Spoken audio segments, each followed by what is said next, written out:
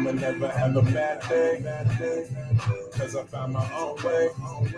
Damn, it feels good to be me. Even though some people got a lot to say, but hey, it'll be alright. Yeah, it's okay. It'll be alright. I'ma live another day. It'll be alright. And I'ma hold it down with my town all night. Yeah, damn girl, I've been trying to know who you is. You make me feel like I don't need you jizz. Ooh. You killing them, baby, and I know I just met you, but call me maybe. I keep all my niggas on the need to know. Them other niggas hating me, they don't need to know. Smiling in my face, yet they hating on the low. Claiming they a fan, I ain't never seen them at a show. Yup, I'm far from a simpleton. Lyrics on fleek and the flow so ridiculous. The game is my mistress, music is my wife. I'm giving these beats life, but the niggas still killing shit. It's pretty clear hip hop needs me. I go hard, yet I make the shit look easy. I'm just wishing that a nigga would, and even if he do, it's all good. Cause I'ma never have a bad day. See, I found my own way. Damn, it feels good to be me. Even though some people got a lot to say, but hey, it'll be alright. Yeah, it's okay. It'll be alright. I'ma live another day. It'll be alright. And I'ma hold it down with my town all night. What? Second house. Motto of I have materialistic things, possession, but most importantly, value. To me, the most important thing to the second house is value. Like, ask yourself, what do you value tangibly and intangibly? Why do you value it? Who do we value? What do you really own? Or what do you really want? And ask yourself why. Second house is dope. Sorry.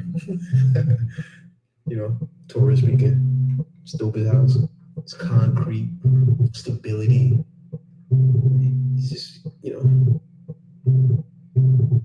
But the most important thing you need to leave with, and the key word, is value. See wonder. Peace.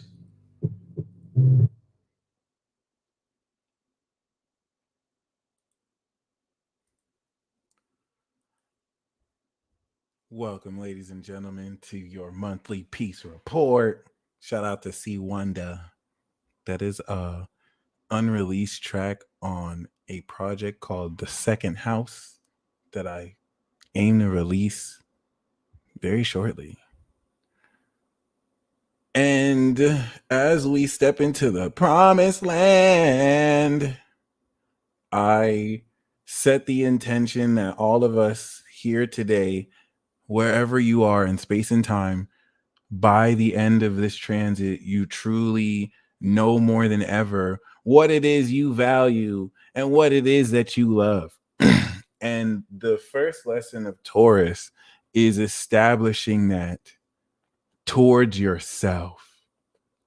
Before we step into social Leo, which is the proclamation of love through romance and fun through the heart, and then sex in Scorpio. I'm just going to say sex with Scorpio. You have to have appreciation for yourself. Most people skip this step, and without being grounded, standing on values, they fall in love with their heart for anything.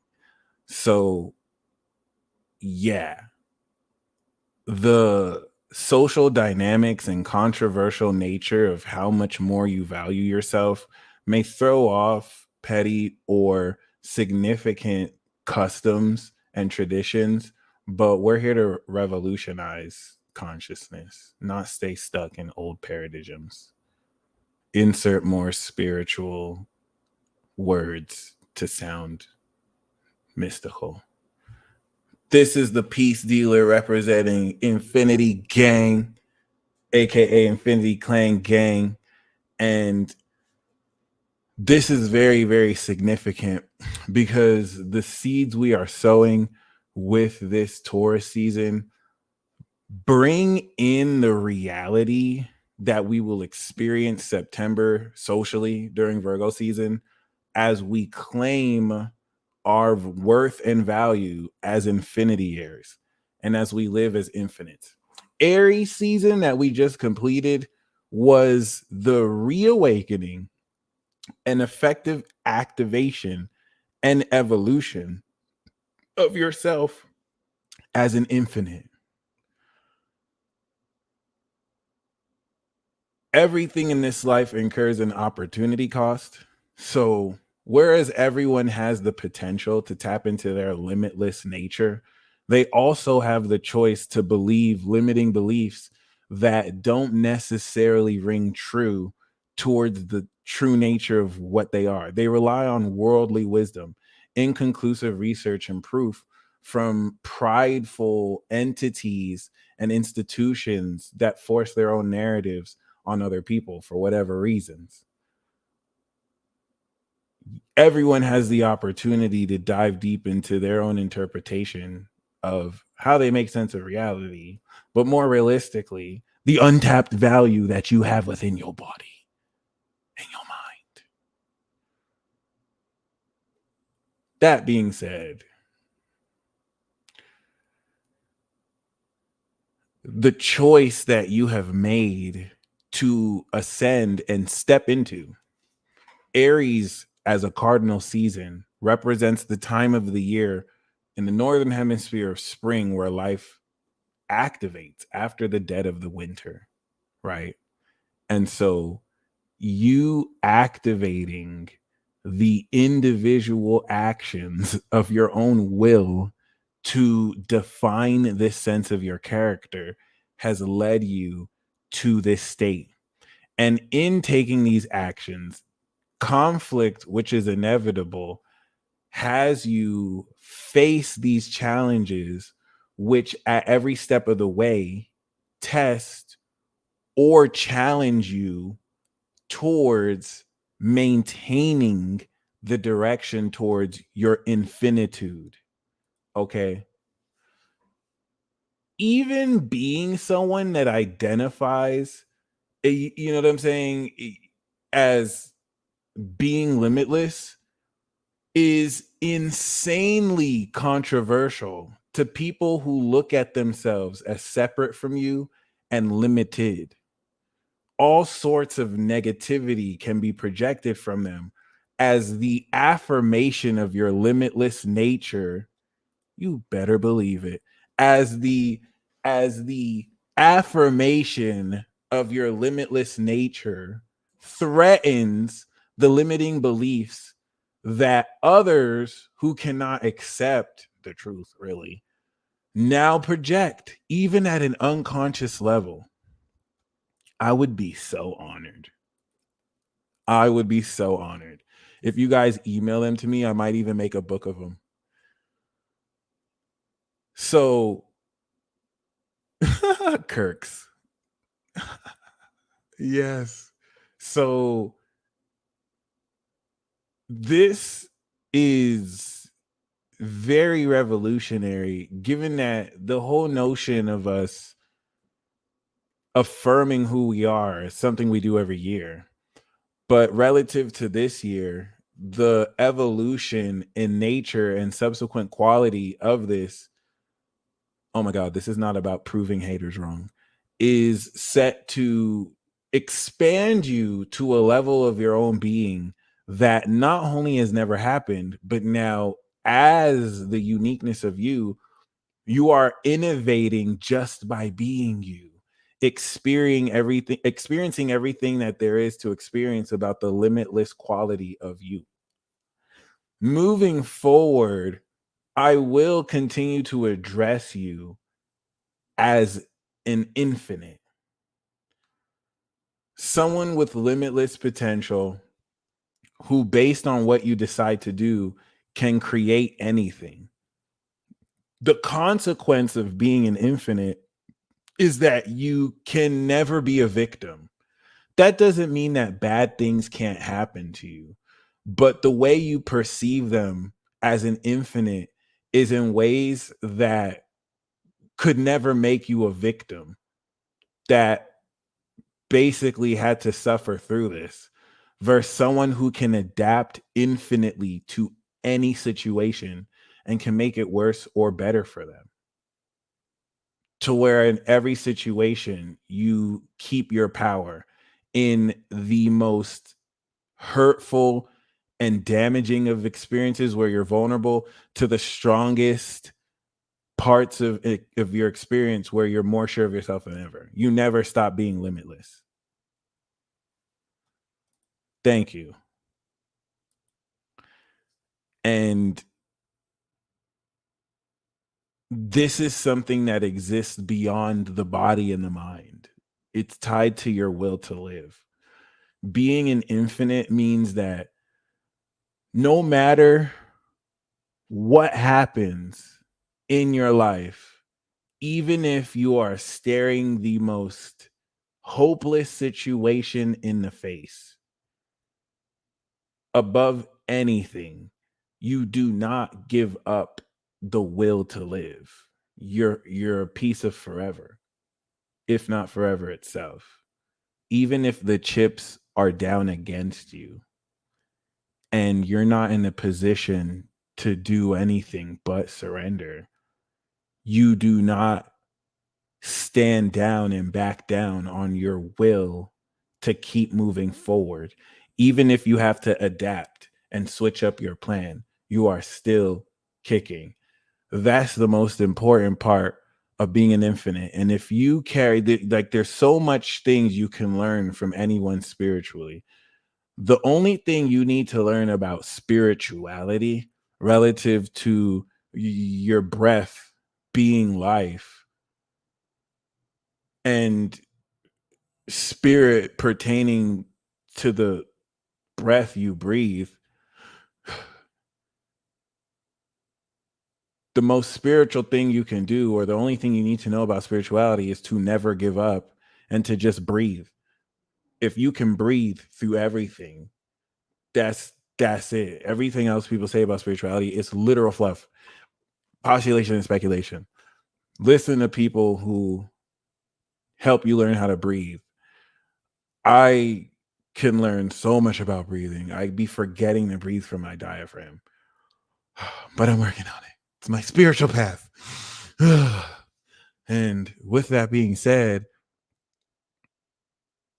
if you can embrace the responsibility to carry forth your consciousness through every situation and to remain conscious in every situation, that's all spirituality is.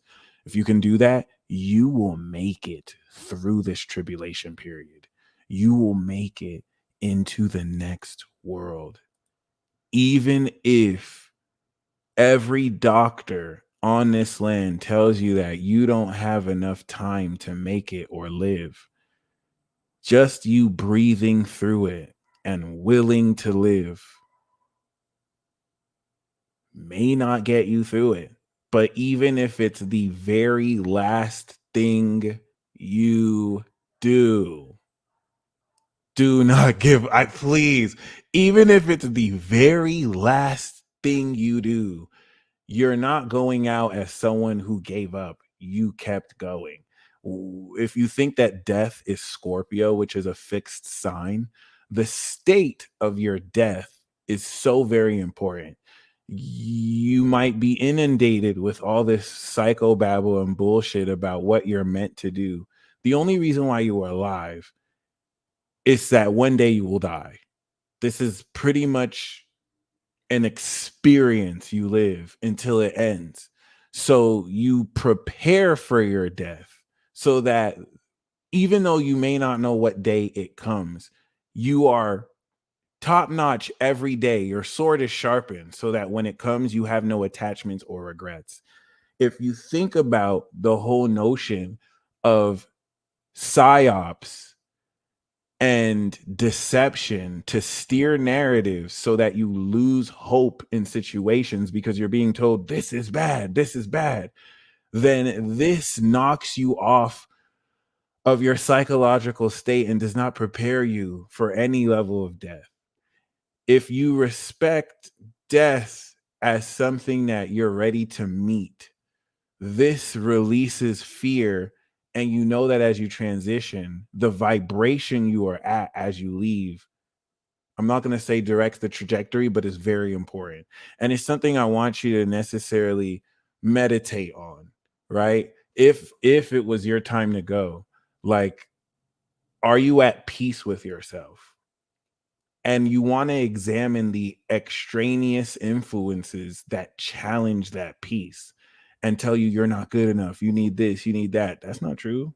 Most of those stuff they say you need, you don't even take with you when you die. What are you going to leave behind a legacy? That does not matter after you die. So really keep these things in mind, to the not that you shouldn't have these things, but to the extent that they're more important to you than that. Don't take my word for it, but these are themes that moving into this new phase, you have that, you're Gucci. That's it. You will be at the right place at the right time. The purpose of this next cycle is to hyper evolve the alignment that you're stepping into. You see, some people project themselves to you as enemies, but they can't stop watching you. They keep reacting to you because they can't stop watching you or thinking about you. So you have to also be able to recognize who are actually your fans in disguise. Your fans are not just the people cheering you on. Some of you have so many different types of fans.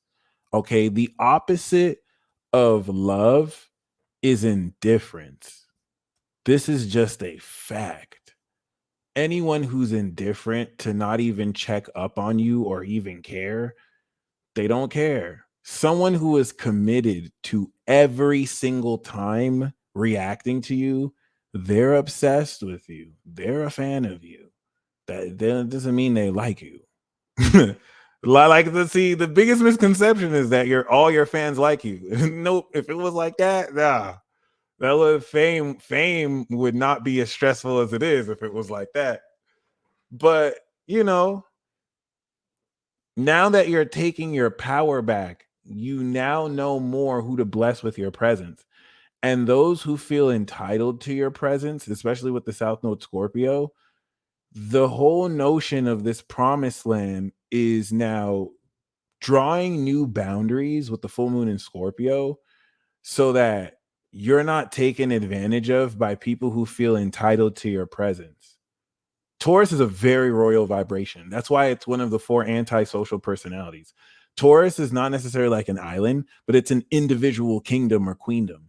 Like, it's natural. Everything they have is natural. So they don't really need other people, but they can barter and trade with other people. So that's their strength.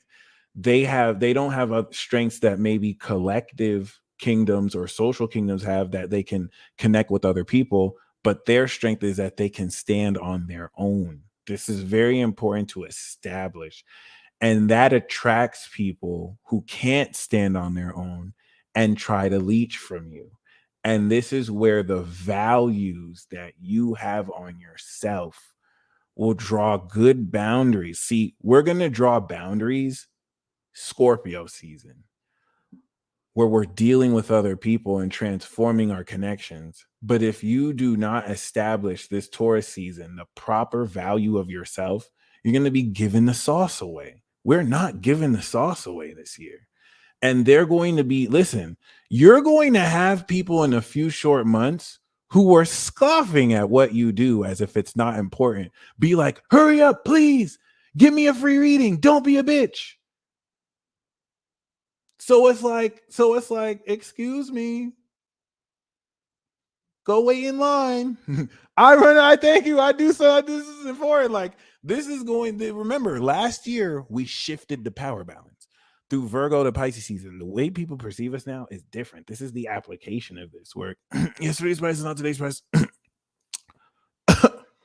First of all, many people being antisocial as well is because there's no social energy. So whether you want to say energetically or whatnot, like this is if many of you see, this is vague. So I was gonna say how many of you are irritated or more irritated than you normally are. But I don't want to run the risk of that sounding like a Barnum statement. But if many of you are feeling a lot more irritated than you are, or it's been increasing, and you've been wanting to just kind of be on your own, even if you're social with other people, you kind of retreat to yourself. This is happening that near everyone because higher facets of your consciousness are integrating with you at a much higher speed, let's just say. And this may require, the best way I can explain it is that with the increase of energy, you might be more sensitive, and this may make you more irritable. If you understand it more as a process of you integrating, it has less to do with who you're even around and just more to do with the alignment process. So, in an indirect way, it's letting you know what the right environment for you is and what's not the right environment. Because with this level of ascension, because you're ascending levels past, if it was at a gradual level, then you can just gradually go to level. Because you're ascending psychologically levels beyond what is normal, you are in spaces that you have outgrown at a much shorter pace than the time it takes to outgrow it. So you are aligning out of phase with other energies who there may be nothing wrong with them, but just being around them holds you back. This is so very key.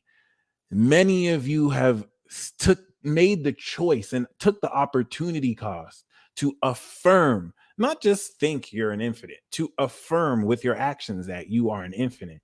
And so it's like, if you're dealing with people who don't even know how or wish to accept that, your engagements with them literally hold you back, because now you're dealing with people who lead with limiting beliefs, and you offer limitless solutions, and it's like, you know what I'm saying, they're not receptive to it.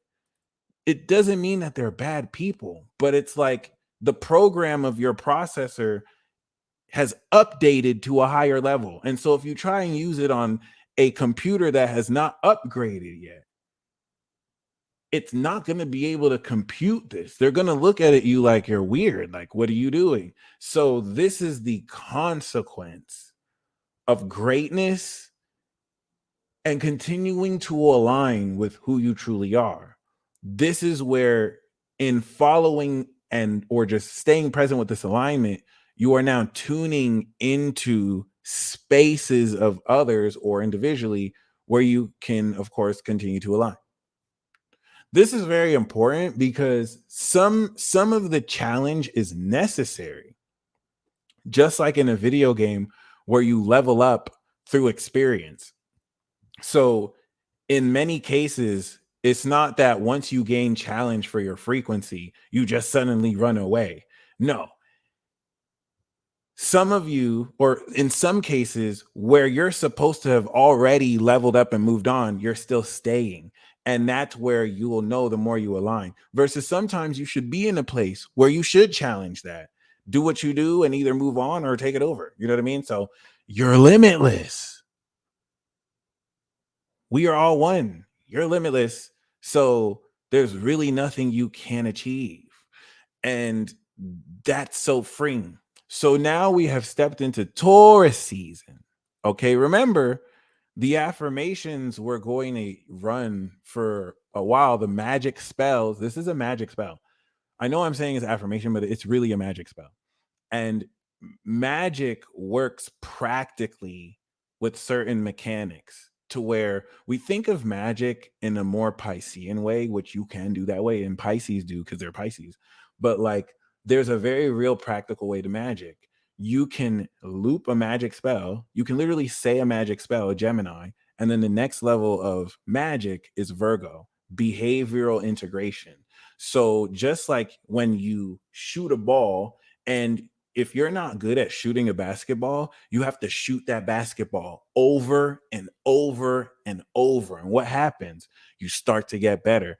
That's what magic is like. People think magic is like, I said the magic spell. Why didn't it happen? Well, you tried to lift 500 fucking pounds on the barbell and you didn't lift it. Why didn't you lift it?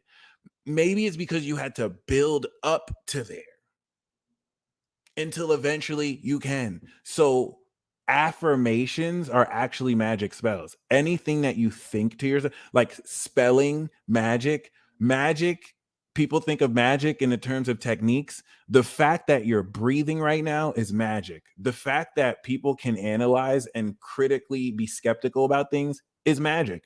The fact that someone can believe in a flying spaghetti monster is magic. Magic is latent and ever present in life. Life is magic. The power of death, the magic of life. So relative to that,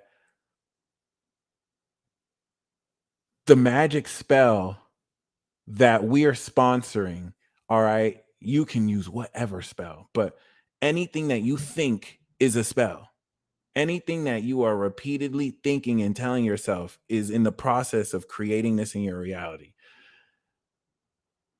And it doesn't necessarily have to be a magical process. It's just your thoughts making behaviors, which make philosophies, which make your beliefs, which make your lifestyle, right? That's the process of magic.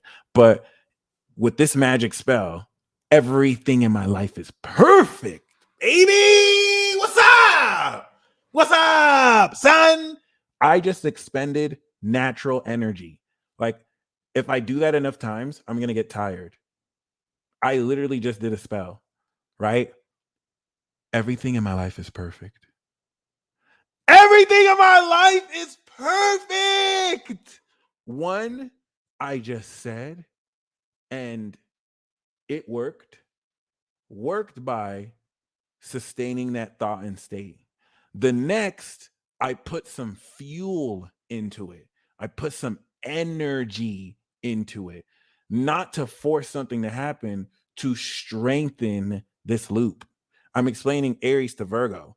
Now, once I say that over and over, I am reinforcing new neural pathways in my behavior so that just like repeatedly benching something, I am exercising my mind in every scenario to respond like this so I can reprogram my subconscious, not to force it to happen. Because if I'm trying to force perfection onto my life, then I'm going to react and be like, how come my life isn't perfect? No. This is it's a magic spell. I am creating this. Just like the bodybuilder at the gym starts with 100-pound and creates their way up to 500, it's no different. That's why it's fallacious to be like, oh, magic versus science. It's all a science. It's literally, there's literally a college of magic sciences. There's so many fields of magic and psychic arts. Psychic ability is an art form in its interpretive, subjective nature. Magic is objective, baby. There's a certain way you communicate with the universe, it has to respond to you. It's based on numbers, numerology. So, like, what's up? What's up? My life is perfect. There's a gratitude that I say that with. And as I affirm this, I'm creating it. Now, Virgo, I am integrating this with my behavior so that I can bring it through into my reality.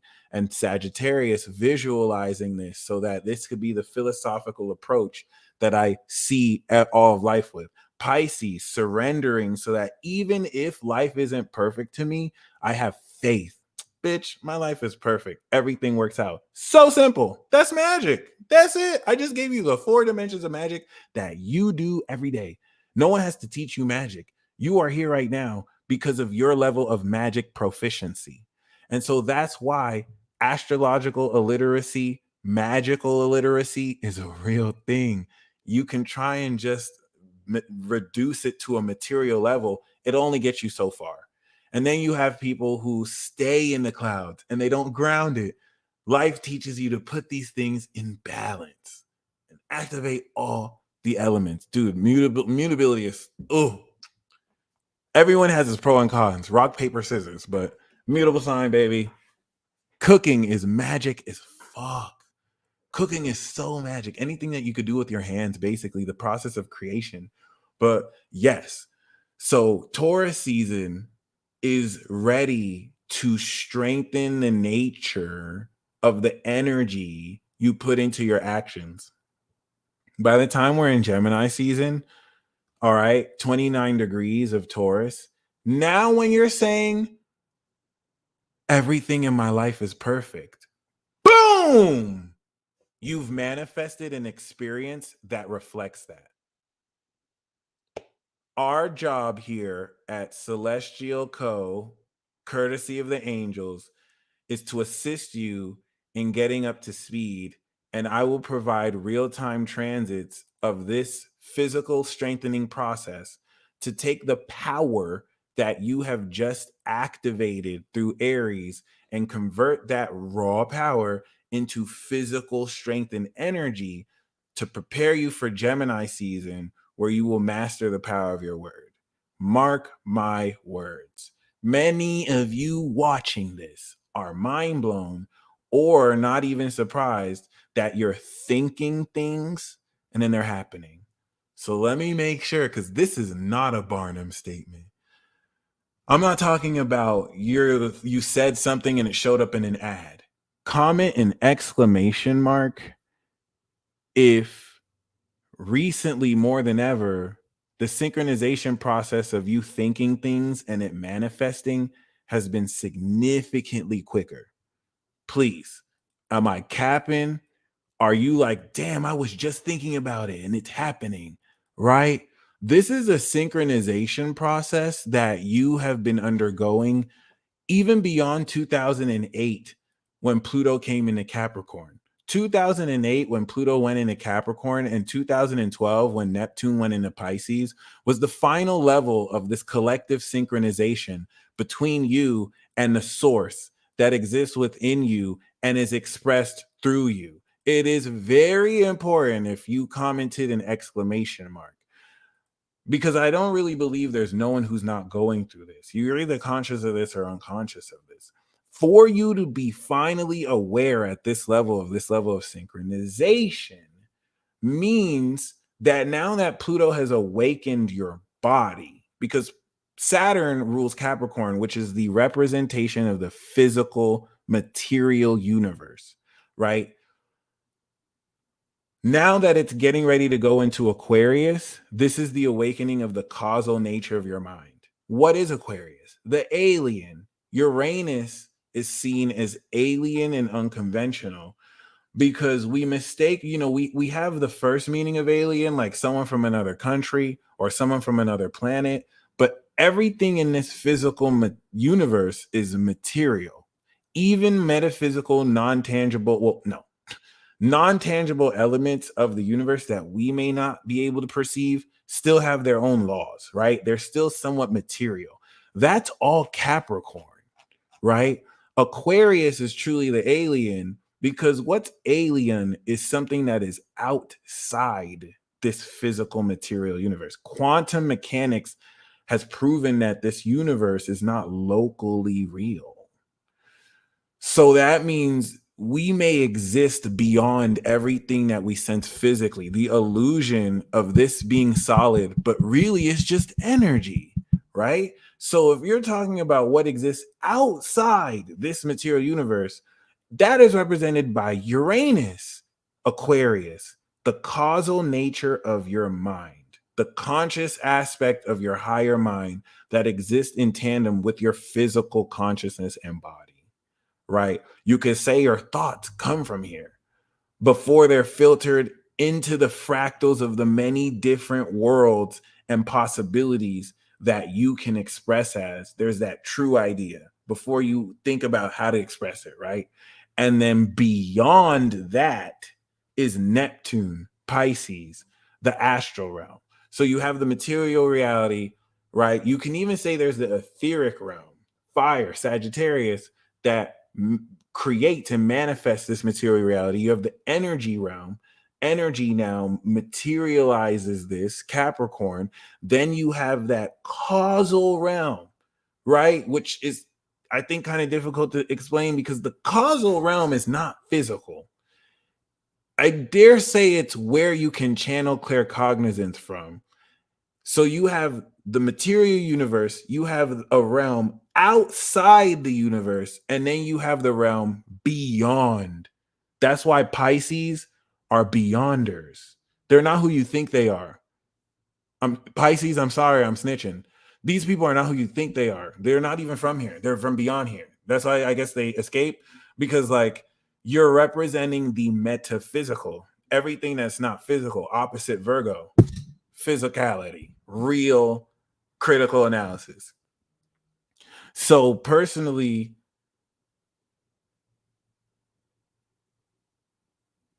in this manifestation, for those of you who commented exclamation marks, right?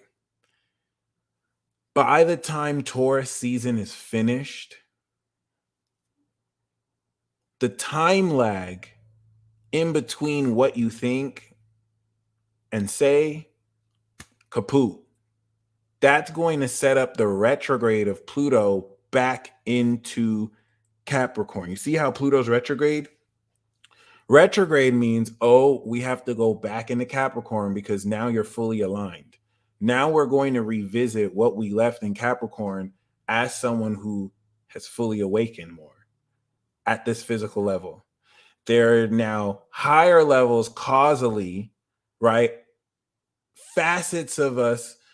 And I feel like it's hard to explain, the realm of dreams, the astral realm. I think it's where everything you imagine just comes to. When you imagine, it's a 5D augmented overlap of you summoning the astral realm through imagination over this physical reality. The contrast between anything that you imagine that can happen right now versus what's actually happening right now, right? I like to think that the causal realm is the mind that connects this imagination to your reality, but explaining these things are like explaining the mechanics of a fifth dimensional or fourth dimensional when we can only perceive three dimensions, right? But maybe we could just feel these things. But I'm just really excited to share this news with you. And I want to make sure that by the time I finish Taurus season of this monthly peace report, you are excited. Because if you knew that your mind and your words are your own magic wand, right? Then there's just a greater respect for how you carry yourself. And this is why now, after Taurus season lets you know what it is you really want and value, Gemini season is the intro point to starting to create this by speaking it into reality. So if Taurus season slows the energy down so that now you can strengthen your ability to be more in sync and aligned and strengthen this physical quality of who you are as an infinite, then by the time we're at 29 degrees Taurus, my life is perfect. Yes! Oh, that's perfect! Oh my God! Oh my God! Oh my God! You literally, listen, Gemini is age 5 to 7. So like if you don't feel like you're 5 to 7 years old by Gemini season, don't worry, you just have more aligning to do. Like you're now ecstatic at the wonder of your own fucking power. Okay? And this is where, if you don't believe this is even perfect, if you think this is bullshit, cool. Let's apply the scientific experiment. Here is a quick experiment.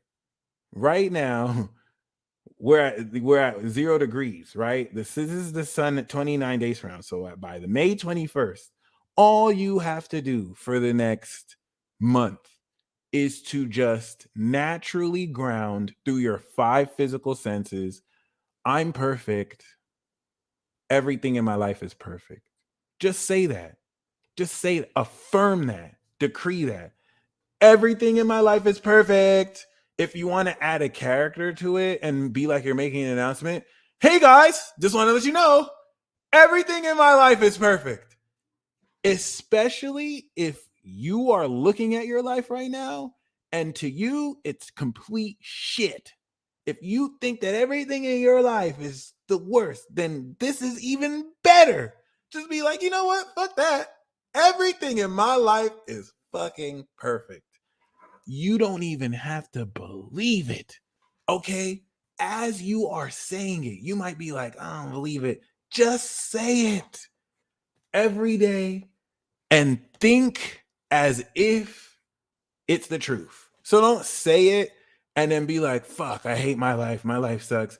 Everything in my life is perfect. Fuck, I hate my life. My life sucks. Literally decree it and live as it.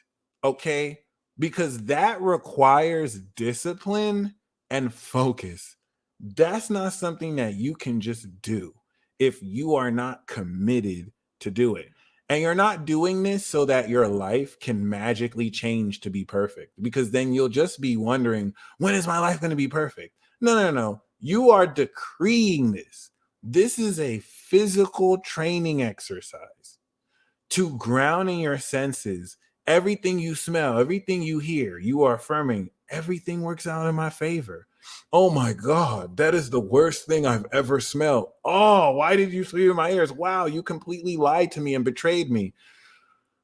But hey, everything works out in my favor, so I don't even care, son. What's up? What's up? You know what I'm saying? Or wow, you betrayed me. Oh, and you cry. You're not going to deny how you feel about it. You're actually weeping. Like, how could you do that? You're lucky everything works out in my favor. Like, you didn't really do anything, but I still. So I'm not asking you to deny your feelings. I'm not asking you to deny your senses. I'm not asking you to spiritually bypass whatever it is that fucks with you. Do what you do, but do not lie to yourself and remind yourself that, hey, this all works out in your favor. Everything in my life is perfect. That requires training and discipline. It's not something easy. So if it's not easy, it's not supposed to be easy. Just like lifting 500 pounds. If it was easy to lift 500 pounds, everybody would be lifting 500 pounds. Crazy. Crazy. Looks like even with magic, you need rigorous discipline. Wow. This is why certain people can eat all sorts of fast food. They never have to hit the gym.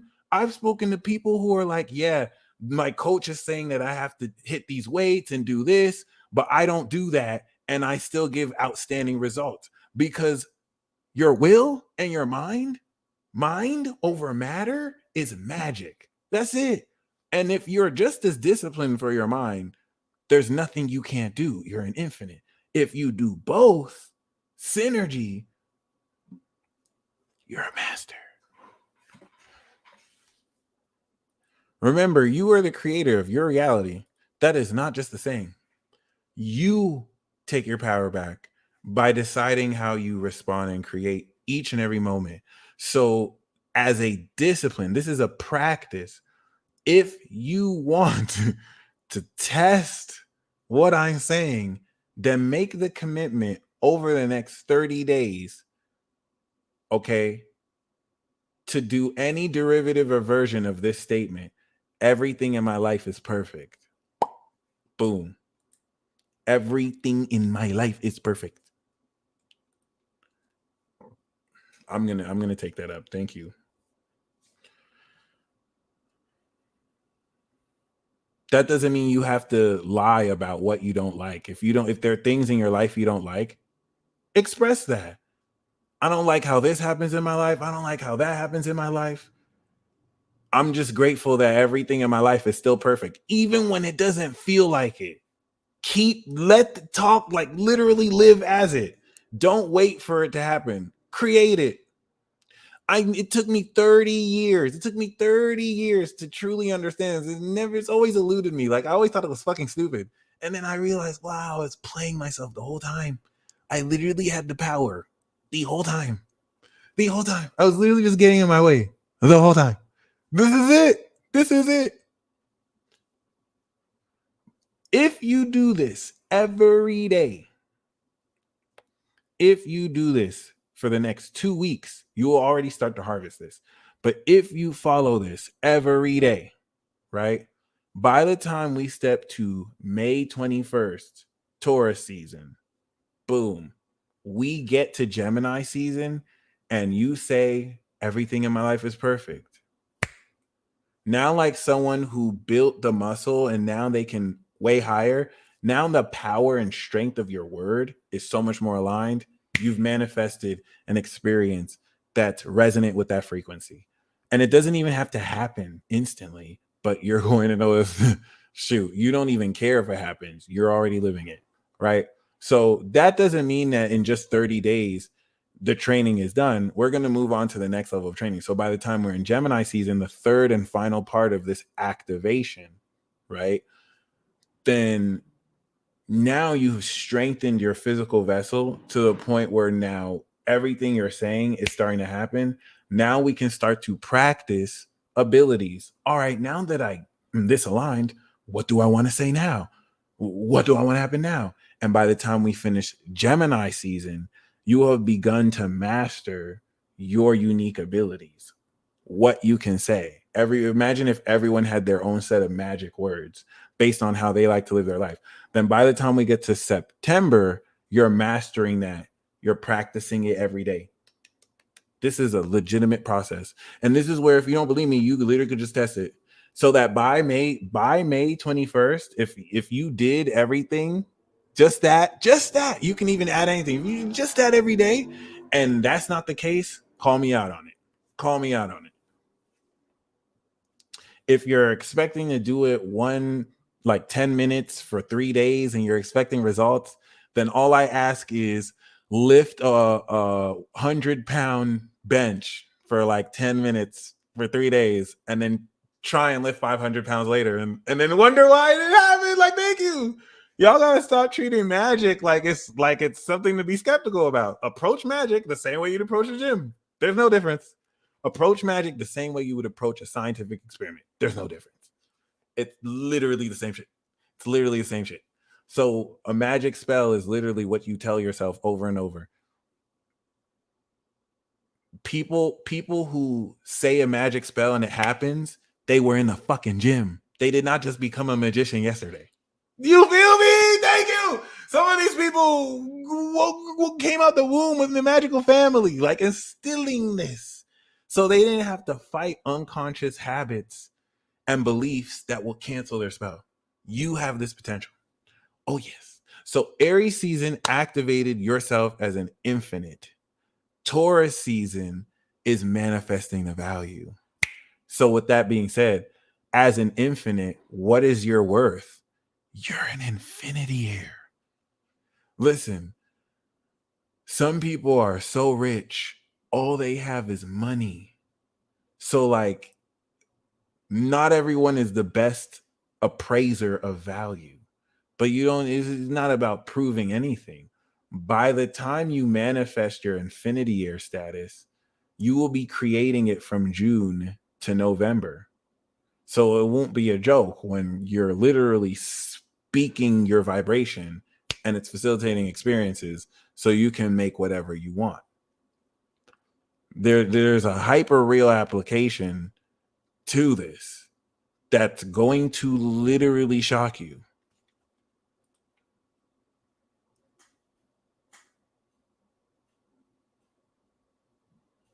That's not a joke. That is not a joke. It is truly mind over matter. You want to eat nothing but salt, dodge diabetes.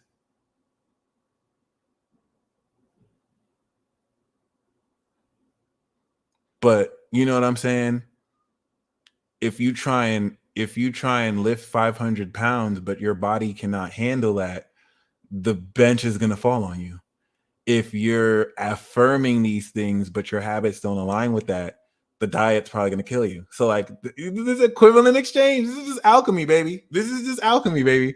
It is what it is. Alchemize with carb. But see, after this Taurus season, you're going to realize that's for real. She knows, her higher self knows. The celestial, Aquarius knows what's up. Air signs, we live this shit. Ascendant water signs are legends at this. Ascendant nutrition. So I'm speaking at a quality that For earth and fire signs, earth and fire are more physical, it's the yang, and then air and water are more yin, mental, imaginative. We bring form out of formlessness, and then yang brings life to that form. So one is more imaginative, the other is more physical, but they both have a hand. Cool. So Aries is your infinite classification, you as an infinite. Taurus is you as an infinitier. And Gemini is the awareness of your limitless potential.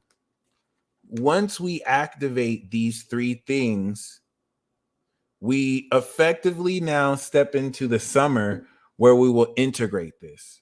So, how do you want to head into the summer? Do you want to integrate ideas about yourself that are anything less than perfect? Then when it comes to socializing with other people, you're going to be a little bit insecure. You're going to start comparing yourself to them. Versus if you walk in like, well, I'm infinite, I'm worth infinity, and I can make anything happen. Now, I'm not going to look down or up at people. I'm going to see people for how they reflect themselves. Period. Period. That's it. Wow, I'm saying period. I'm not going to be insecure. I'm not going to be trying to compare myself to other people. I'm going to now integrate this towards other people. Okay. And this is what's going to establish the quality of partnerships I break through with in the fall season.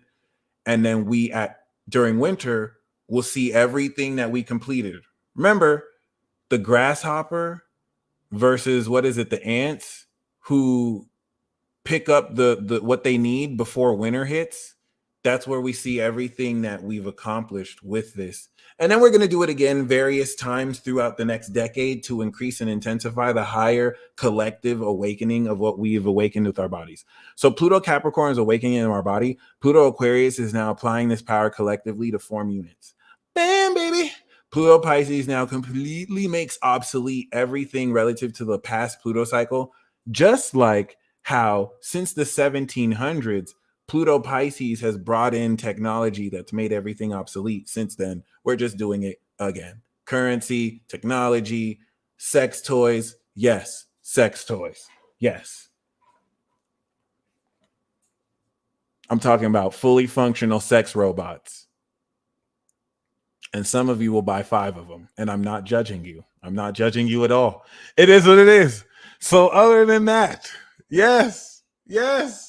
Y'all already going wild right now.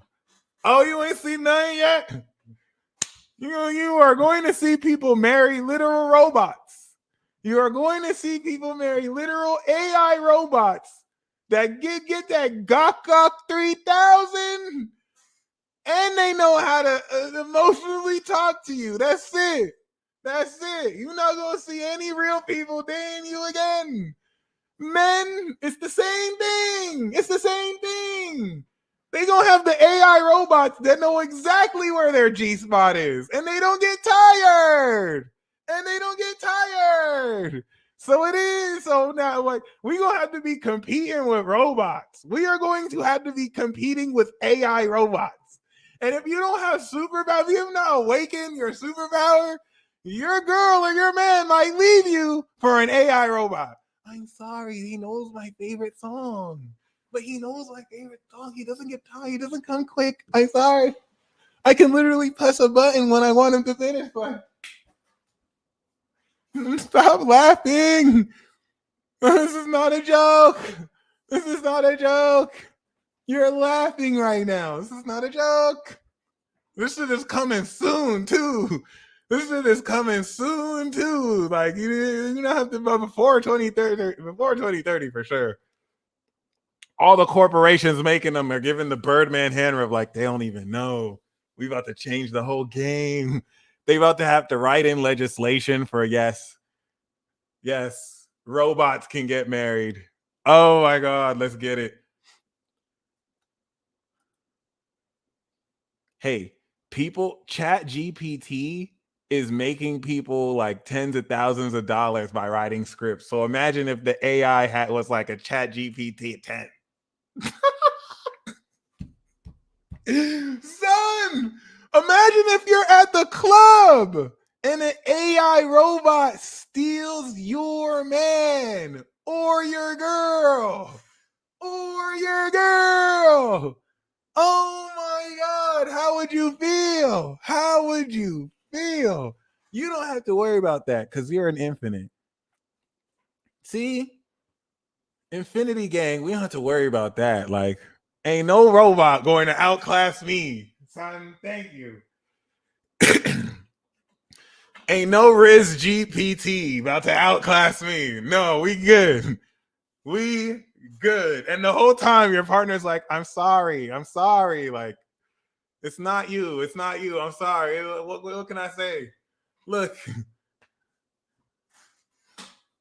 spit that game like I'll pay all your bills. You never have to fucking, I already got this program right here. You do this with me, you'll get this much right now. Your man ain't doing anything. All in a robotic tone. And you're like, damn, I'm sorry. And it can drive. And it can drive. Oh God. Oh God. Yes. Imagine if it can dance like better than you on the dance floor. Like, imagine if you get out danced by. Okay, I'm sorry. I'm getting off topic.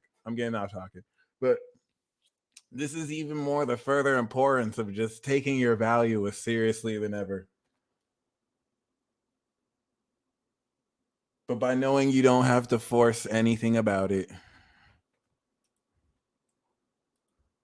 I'd be so hot. I would be so tight. If a robot just came and outclassed me on the dance floor, I would just be a wallflower and be like, all right, bye. No. No, go and fuck with this program.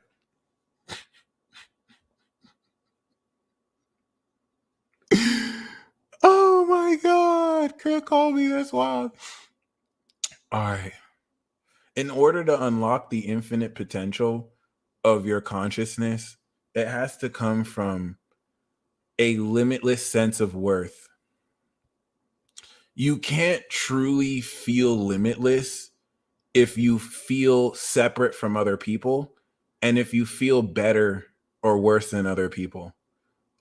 Because since you're limitless, you tap into the limitless nature of your connections with everyone else who is an expression of you, like you're an expression of them, even if we have nothing in common. So even if someone is challenging you, that might be what has to happen in that moment for you to have any limit. So you tap into the connectivity of the collective whole. You're limitless. It's like your God self. And if we look at FAP GPT, oh my God. If we look at Neptune at the end of its cycle and Jupiter getting ready to enter Taurus,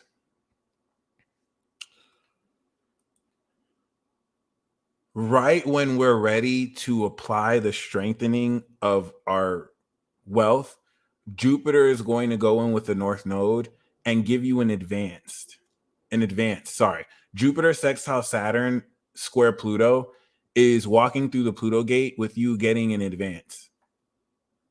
Everything that Jupiter expands, you will have to account for with the balance with Scorpio. That Scorpio South Node is, all right, did I get my return on investment? So the next 30 days of you really just affirming, I'm an infinity year. May 21st, I'm an infinity year. My life is perfect. Everything in my life is perfect, right? Perfect. Based, Taurus, fixed, based on how much heart and strength you put into this. There's no wrong or right way to do this. Based on whatever it is you do, Jupiter is going to come through and then literally level it up right as the sun is getting ready to move into Gemini. The timing of this is amazing.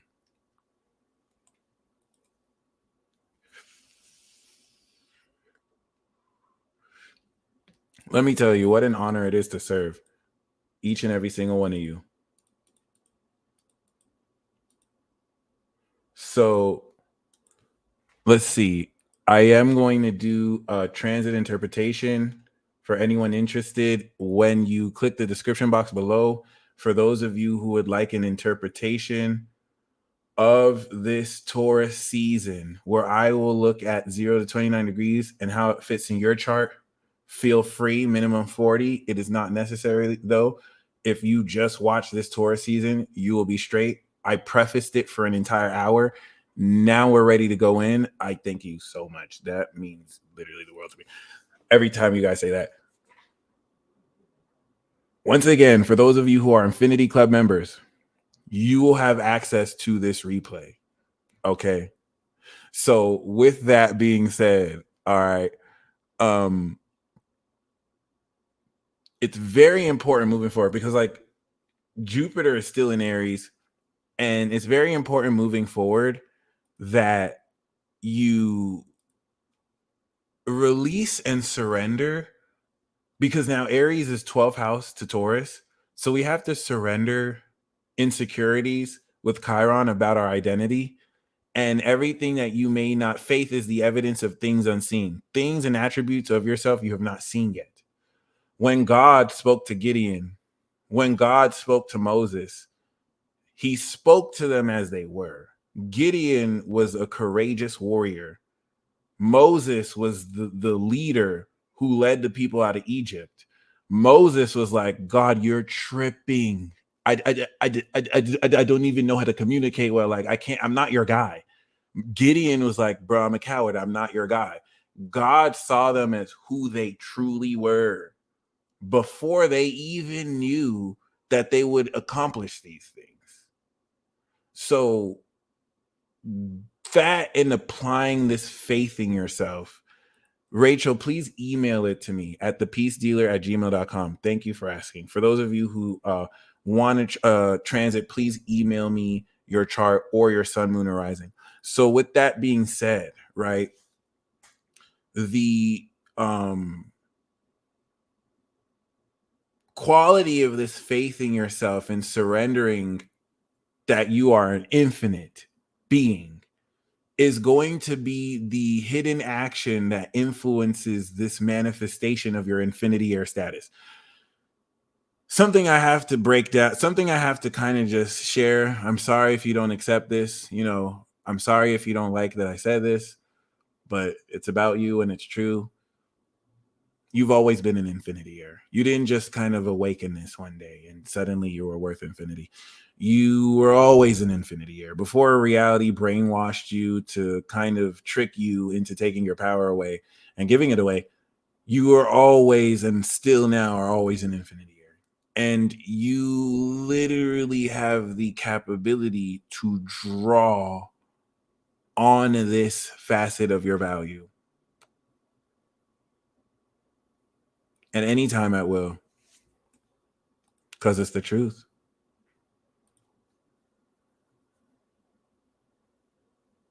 Because it's the truth. So you're not necessarily manifesting anything this week or month. You are reawakening to the quality of your infinitude, because recently to last month, you took your capacity to tap into your limitless nature to a higher level. Before, you were riding a scooter. Now you've mastered how to ride a motorbike, and that motorbike travels at a significantly higher accelerated rate than that scooter. You can still get to the same places with the motorbike than with the scooter, but your experience with the motorbike is going to be a little bit more different, a little bit more advanced. And, we get the room around this. If this is an analogy of your body, which is a vehicle, and housing your Merkaba, then the first thing that I want you to do is to really embrace this like a tree. Really embrace this reality. If perfection isn't comfortable for you, of your limitless, even being imperfect, how does it feel to just sit there?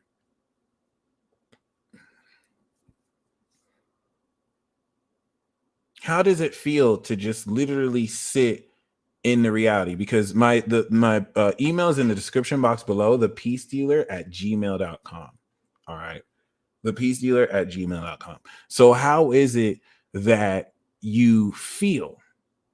For some of you, it could feel unreal. And once you tap back into this natural state that doesn't have to feel a certain way, this starts to dissipate anything out of alignment. Because this is all about alignment. This dissipates anything out of it. Doesn't it feel so good? Doesn't it feel so good to feel so perfect? And when we say we're the greatest, that's not compared to anyone else. Because you can't compare yourself to anyone else. That's compared to other versions of you, where it's like, wow, like I'm at the top of my game. Bliss. Breathing literally feels lovely. You literally have a Sagittarius would want to fight. I want some smoke.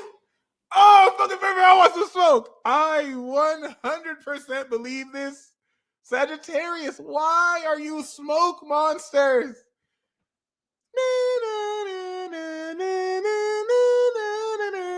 Sagittarius attacks. Give me the smoke. Give me the smoke. Then there's a random Aries. Woo! Yes, like, come on. Come on. And somewhere there's an Aquarius that somehow instigated all of this. Like, how? Virgo. That's how. God damn it. And Pisces is why. Damn it. Okay. So, thank you. Some of you just want to be in solitude. So with that, this is where you tap into, then you don't even need to know how to manifest anything, because you're tapped into everything that's perfect. Now, anything you want to do, you do. And synchronicities start to happen because you're in that state. So, this is going to get intense. Now that you've crossed the Pluto gate, you've attracted the attention of these, oh my gosh, Colby, you're attracting the attention of opposing forces that want to reinforce what you're not, imperfect. This is really just a game of alignment. It's me. I'm the Aquarius. Yes. Okay, this is very important. Everybody got choices. It's all a choice. Now that you've made the choice to tap into your infinitude, now playing the video game of forever, where it's the journey of you becoming as limitless as you can be, the enemies or the challenges or the people you have to level up and gain experience upon in this RPG are frequencies that wish to knock you out of alignment directly or indirectly, whether they mean well or not. Your mission, should you choose to accept, is to not give up your will. Let me channel a part of your soul that has existed within you, especially if you're Pluto Scorpio, Pluto Scorpio, Pluto Sag, Pluto Cap's not born. Pluto Sag and Pluto Scorpio have had the South Node on Pluto, and that's crazy. It really did. Okay, no, never mind. But yeah, and then Pluto Libra, you're next. So basically, just don't give up. All you have to do to win the game is to stay in this state. You're going to strengthen your ability to stay in this state. Aries activated your ability to stay in the state by moving in the direction of your character. All you have to do is just stay in the state. That's it. That's it. That's it. That's it. That's it. That's it. That's all you have to do. That is how, like, how does that feel? Like, really feel that. Really feel that. Really feel that. That's the secret. Really feel that. You're going to cultivate this feeling and bring it with you in every situation. So that means there might be things that you want and desire, but it doesn't happen the way you want. But you don't attach to it. You surrender that desire. You come back to that state like, well, I'm perfect. I don't really care. Everything works out in my favor. Thank you. There are things that you want that you do get, and you're exhilarated. You don't attach to that exhilaration. You come back to that natural state like, hell yeah, I got that. I'm not attached to it. I can make that happen anytime. This is very important. Walk this path of indifference to where you can still have these feelings, but you don't attach to them. You don't have to attach to them. You're limitless.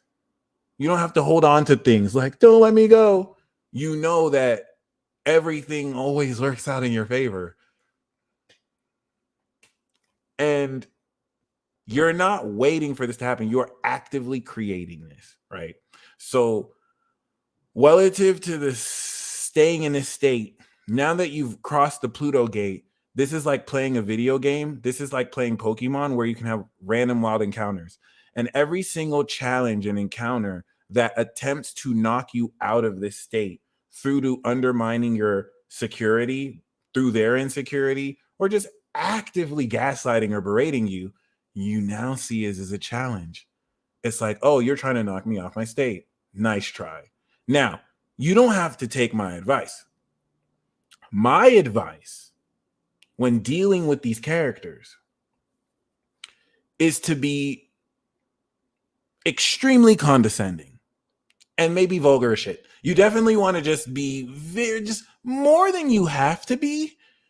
I like to put on a ancient old English accent and be like, "Oh, are you serious? You must be stupid. You must be stupid. You're trying to knock me off my state, you pompous, ignorant idiot." I don't really like to use like raw curse words. I feel like if I'm going to curse somebody, I want it to be thought out. You know what I'm saying? Like if I call someone a useless, ignorant troglodyte, there's like thought that came into it. It's like, you know what I'm saying? Like, how dare you knock me off my state? You know what I'm saying? So like, I like to bring the cringe so that psychologically reinforces people not even to mess with me. Like, nah, he's weird. Let me just, I don't want a scene every time. That's manipulative. I'm sorry.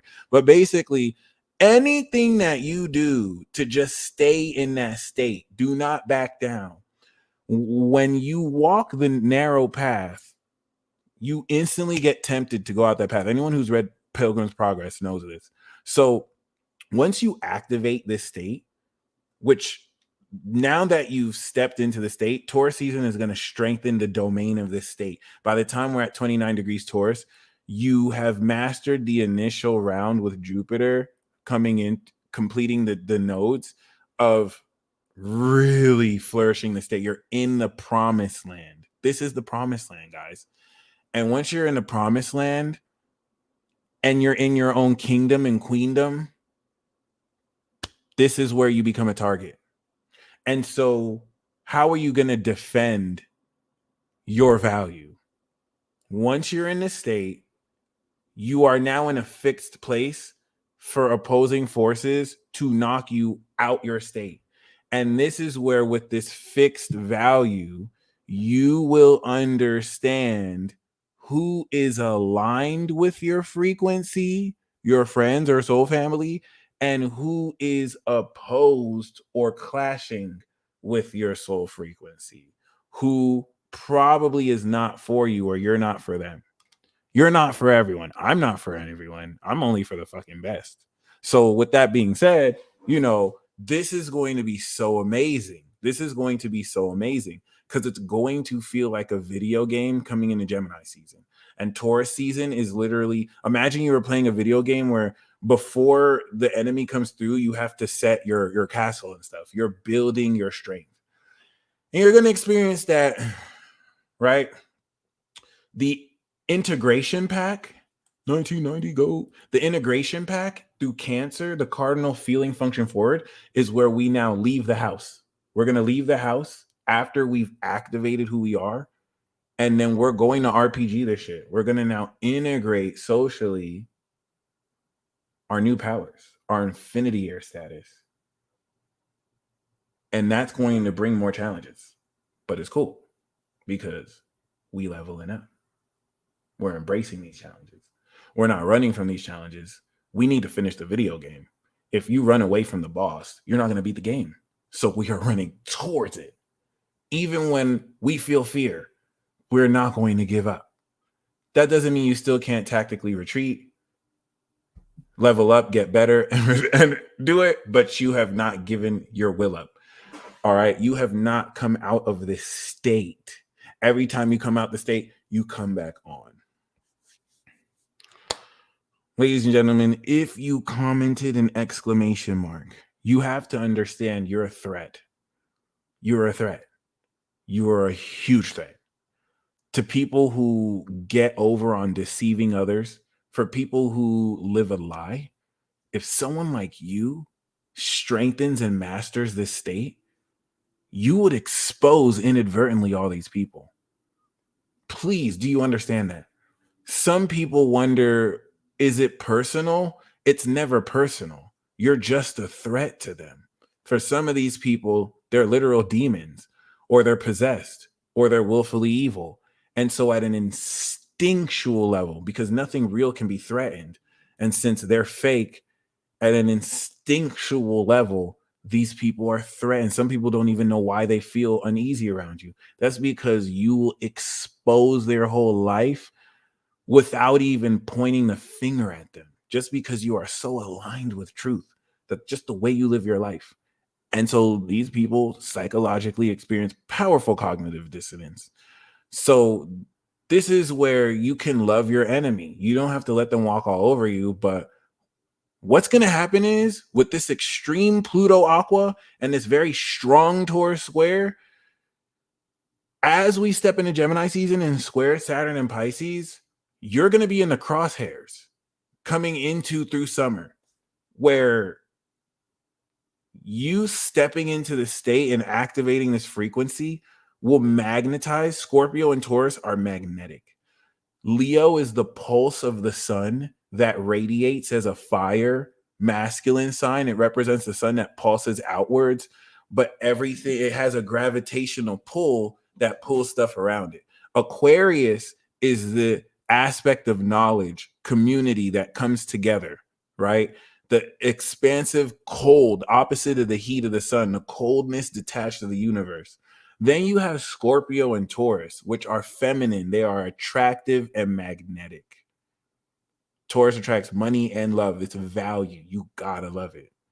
Scorpio is alluring. It's very seductive. It draws you in, right? So this is, as you sit in the natural quality of your limitless potential, it's going to attract vibrations towards you that seek to knock you off of the state just out of being threatened.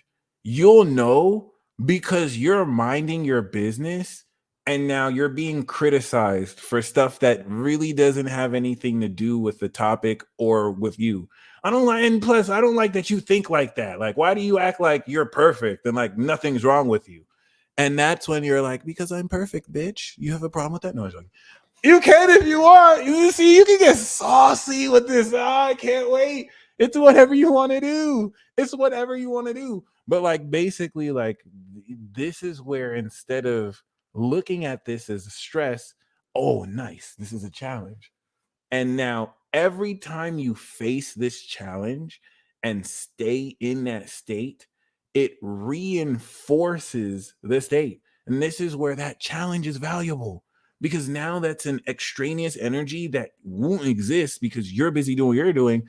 And now you're using the challenge to strengthen your conviction, which they take an L, because the psychological process behind what they're consciously or unconsciously doing is to knock you off state. So now you don't need to fight anyone. You don't even need to argue with anyone. Just you staying in the state is your victory. As much as they may try to berate you, you're limitless. You're not trying to change them. They're trying to change you, right? They're trying to change you, which means you're the one in power. They're threatened of you. This is where psychological indirect gaslighting and mind games try and knock you out of your advantage. If I can make you feel that your advantage isn't valuable, then you'll get knocked off state. But if you remember, wait, I'm limitless. Oh, you silly idiot. I love you. I mean, I wouldn't say that's condescending. I like to be condescending. But if you want to practice love, you know what I'm saying? Like, that shit will infuriate the demon in them, because they're wanting to bring out a negative insecurity within you, and you are literally above it because you're limitless. You're literally in infinity here. So, trust me, the way you're going to see over the next 30 days, the intensification of this, count it victory every time you stay in a state, and know that psychologically they're stewing. These people are stewing because they can't knock you out their state. as you so you want to enjoy every single experience that challenges you out the state, because like, oh yes, I'm leveling up, yes, this is another opportunity, it will strengthen your magic considerably. And then the more you stay strengthened there, you are literally going to be attracting people who resonate with your frequency, and they're going to nurture and support it. So the oppositions and the squares, through challenge, strengthen through the pressure to reinforce your position. And then the trines and the sextiles support and bring out more. And this is where throughout whoever you're with, you're still staying in that state. And that's going to strengthen it. See how simple that is? And now knowing that, how good does that feel? That's how this is the power they want to take from you. That's why there's billions of dollars of industry to just project propaganda, literal fake news, so that it can knock you out your state. You need to be afraid because of this, or you need to worry because of this. But when you're limitless, you don't need to worry about shit. You're tapped into an eternal source. That doesn't mean you won't adapt. That doesn't mean you won't, pay attention, but at a subtle level. If you know you're an infinity heir, can I sell you anything? You don't need anything from me. You're already limitless. So if I can create a system reinforced through societal expectations and traditions that beats out of you by school that you're not limitless, you're not perfect, this is how I've already brainwashed you. I don't have to worry about you using your abilities. You don't even believe in yourself. Oldest trick in the book. But here we go. Infinity Gang. Infinity Gang, Infinity Click, Infinity Clan Gang of infinites, where people can scoff at us as much as they want. They're scoffing out of insecurity. It doesn't really matter if people extremely love or hate us. We are perfectly self-sufficient from within, and we exist beyond the physical. That's not a spiritual belief. A Nobel Peace Prize has been won for proving that this universe is not locally real. So that means we exist beyond the physical. There you go. There you go. Anyone that does not acknowledge your infinite worth is a muggle. All right.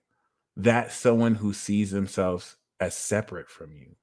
And so they are delusional because they're caught up in the illusion of separation. That's a muggle.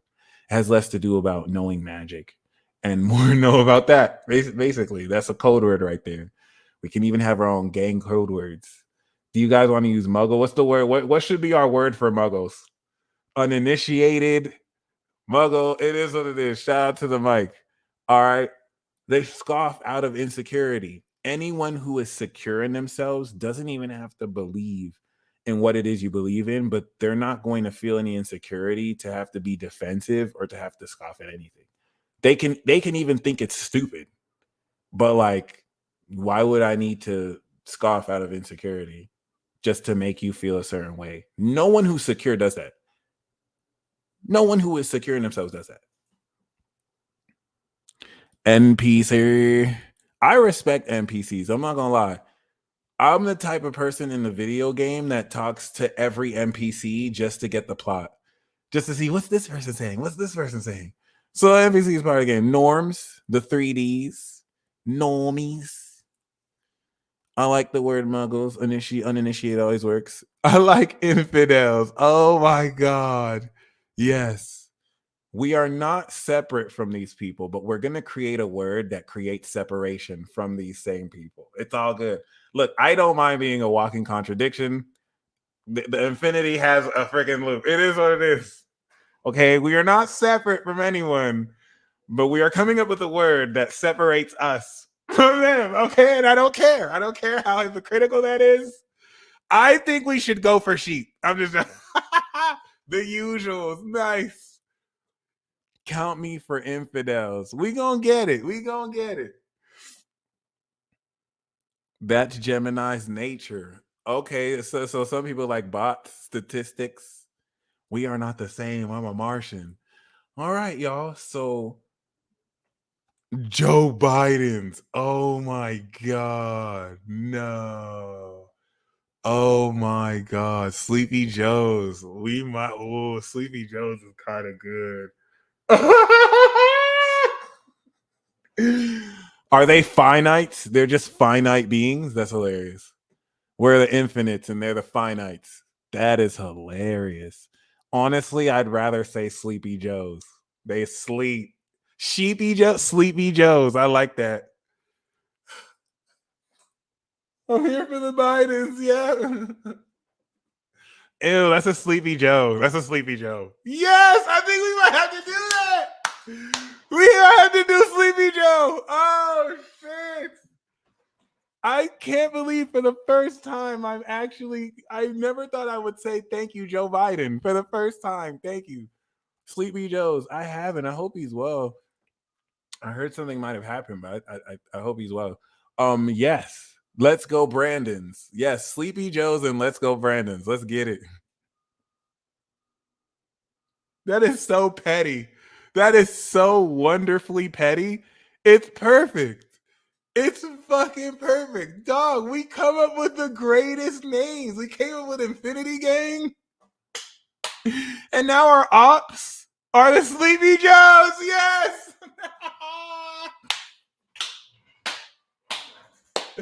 The agents and the Sleepy Joes. Yes. And the dead voters. Yes. Oh, that shit is perfect. SJs. Oh, we did it again. We did it again, guys. I love Aquarius season finna be lit. Aquarius season is finna be lit. I know it's perfect. Oh. It's like, who the fuck is Joe? Oh yeah, WLBs, yeah. Sheep BT. Ooh, sheep GPT. That's what Sleepy Joe's use. No, I'm joking. So, all right. See, nothing like some good proper division. All right, just to break you through the illusion of separation. We will explore this contradictory nature more in Gemini season. But now that we have explored the whole notion, shout out to King Lee, now that we have explored the simplicity of this, let's do an exercise right now. And after we do this exercise, I'm going to step into the actual monthly peace report. So basically, if you are committed to, and you don't have to do exactly this, but what I recommend is every day, even if it's just once a day, okay?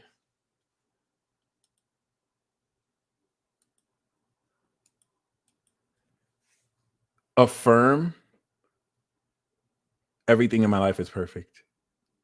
And the code word is I'm an infinity heir. Affirm that you are an infinity heir. Now, to get the maximum effect of this, as we are building this physical strength, Taurus represents your physical senses. The physical sense of sight versus the perception of seeing are two different things. So the perception of seeing, being able to look at something and then see what it means, that's Sagittarius. Physical sight, that's Taurus. I used to mistake the two. So physical sight, smell, touch, taste. I said touch and taste. Jesus Christ. Hearing, and then with Uranus and Taurus, also the clair senses attached to Taurus, that's all Taurus. The ability to now take what you physically look at and then perceive it is Sagittarius. But in affirming that everything in your life is perfect, spend every day this Taurus season smelling, hearing no evil, seeing no evil, literally everything you eat. This is perfect, right? Your subconscious mind does not have ears or eyes. So everything that you're telling it, it is taking it as gospel truth. So everything you saw, this air is perfect. You're grounding this physically. And with Uranus and Taurus, if you don't feel crazy doing it, you're not really doing it right. You're not really a little bit out your comfort zone. Like, this air is perfect. You know what I'm saying? That might not be crazy to you. So then you pass. But like when you eat whatever you eat, oh, this is perfect. Even if You could be like, oh my gosh, this is the most trash bagel I've ever had in my life. Perfect. And I would have a trash bagel right now at the perfect time. I'm sorry, that sounds a little delusional. You have to do this. Like, really live as if you are activating the function of imagination to weave this into whatever. So you can literally create the reason. Yes, I got that. I got that from that diagram too. Shout out to you, Manifested Me. And basically, the report you're giving to your subconscious, the more delusional about it you can be, the better. Saturn in Pisces will support whatever imaginative function that you are grounding through your senses. And by reinforcing this every day and staying in that state,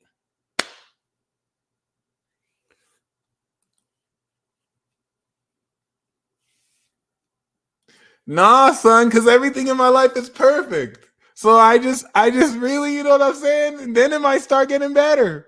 Then things just might start getting better. Like, you never know. Linus, the audacity. You just threw me off. Like, damn, he's right. No, listen. All right. So what I'm gonna do with this Taurus season transit is we're gonna break down each part of the moon phase, and I'm going to break down how to now strengthen this process of staying in the state. That's it. And then based on that, you can take what I said and do whatever you want with it. You can deconstruct it. I'm just kind of giving you the concept, and you could even use a different affirmation. Like, it is whatever it is. It's all good. It's all good. So basically,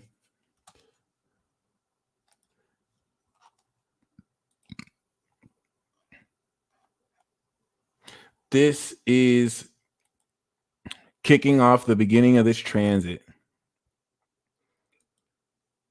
Once again, by the time you reach the end of this transit on the 21st of May, you've strengthened the initial level of this. The next level of strengthening will be Leo season, then Scorpio, then Aquarius, and then yeah, that's basically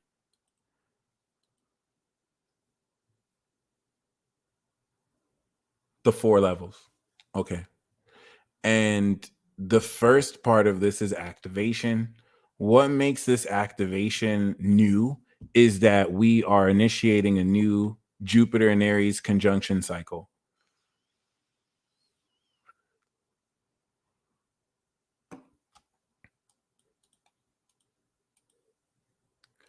So we're riding the next 12 years since 2010. Oh my God. The chat is just,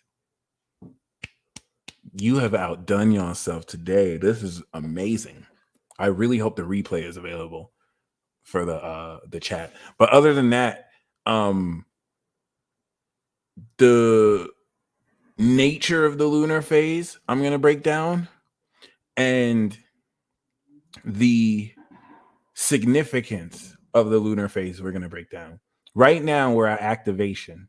So this is the most crucial part of this season, if you ask me. Activation and integration, but for everyone it's different. For me, activation and integration from the new moon to full moon is you planting the seeds and then nurturing the seeds before you harvest it. So what you put in is literally what you're going to get out. So what do we want to put in? Everything in my life is perfect. But most importantly, everything in my life is perfect is the Aries, Taurus, Gemini axis that whereas the Infinity Gang are moving forward with. So Aries season of the everything in my life is perfect is I'm an infinite.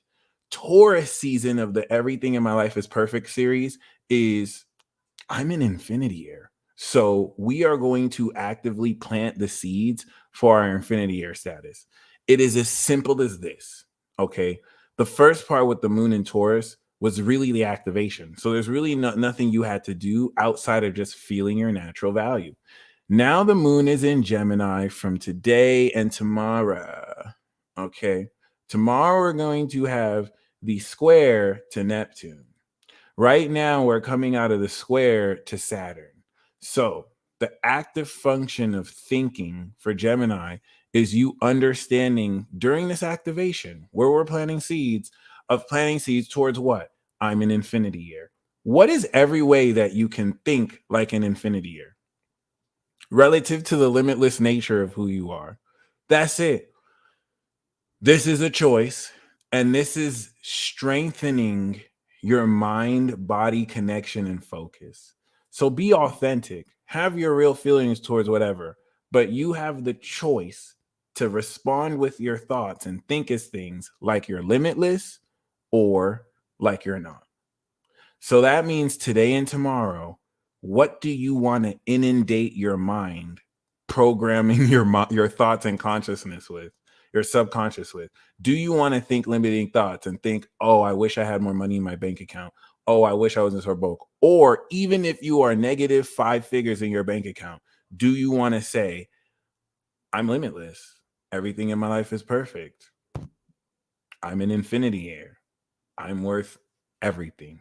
Even when you don't even feel like that, that's what you're still telling yourself.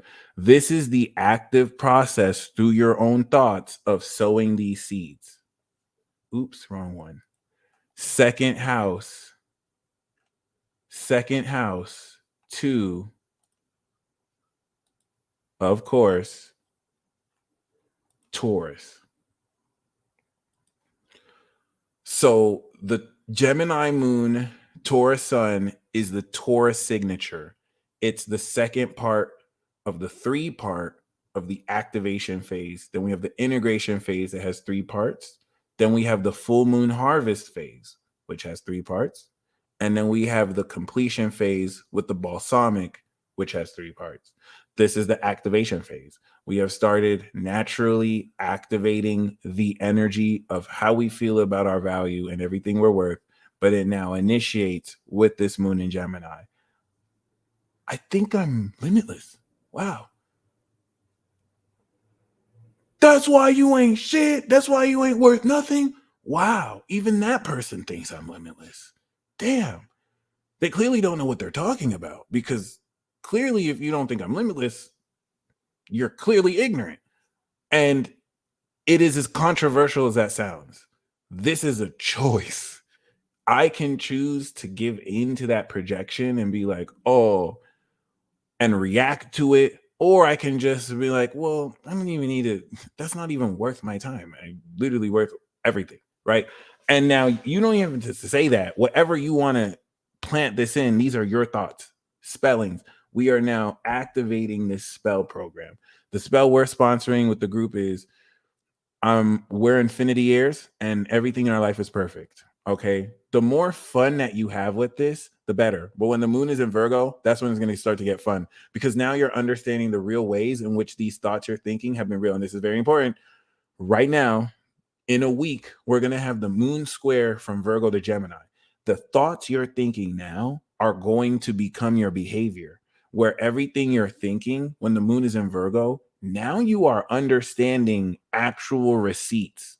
Like, oh, see how I said I was perfect, moon in Gemini? Boom. See how I said I was limitless, moon in Gemini? Look at this experience I just facilitated.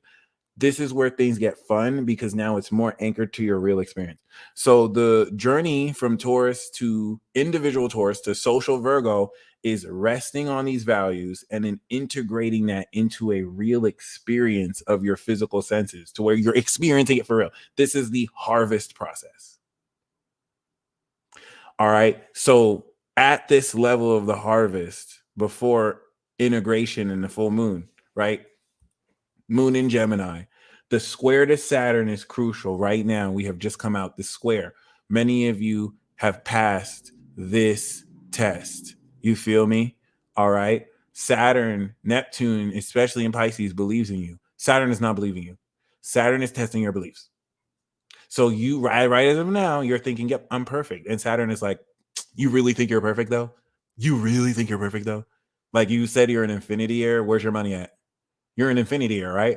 Well, where's your money? No. You're worth limitless amounts of dollars, right? So what's up? Buy me whatever I want right now. Aren't you an infinity heir? And you're not stupid. You weren't born yesterday. So there's literally anything that you can say to respond to this test. The purpose of this test isn't to be right or wrong. Once the moon is opposite Virgo, and you have the second test, which we'll talk about, opposite 180 degrees of open enemies.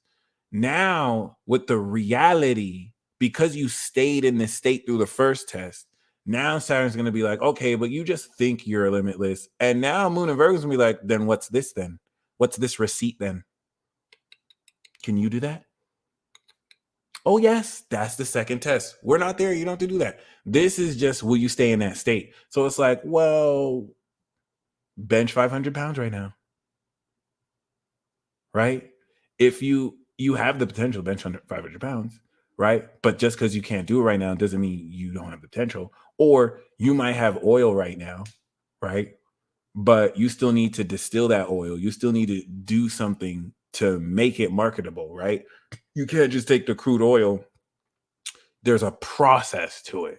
So do you get insecure with this pressure from the collective and feel like, you know what, I'm not an infinity heir. If I was an infinity heir, I would have all the money in the bank right now, which doesn't even make sense. There's no bank that can hold your limitless nature. Why would you want the IRS on your ass?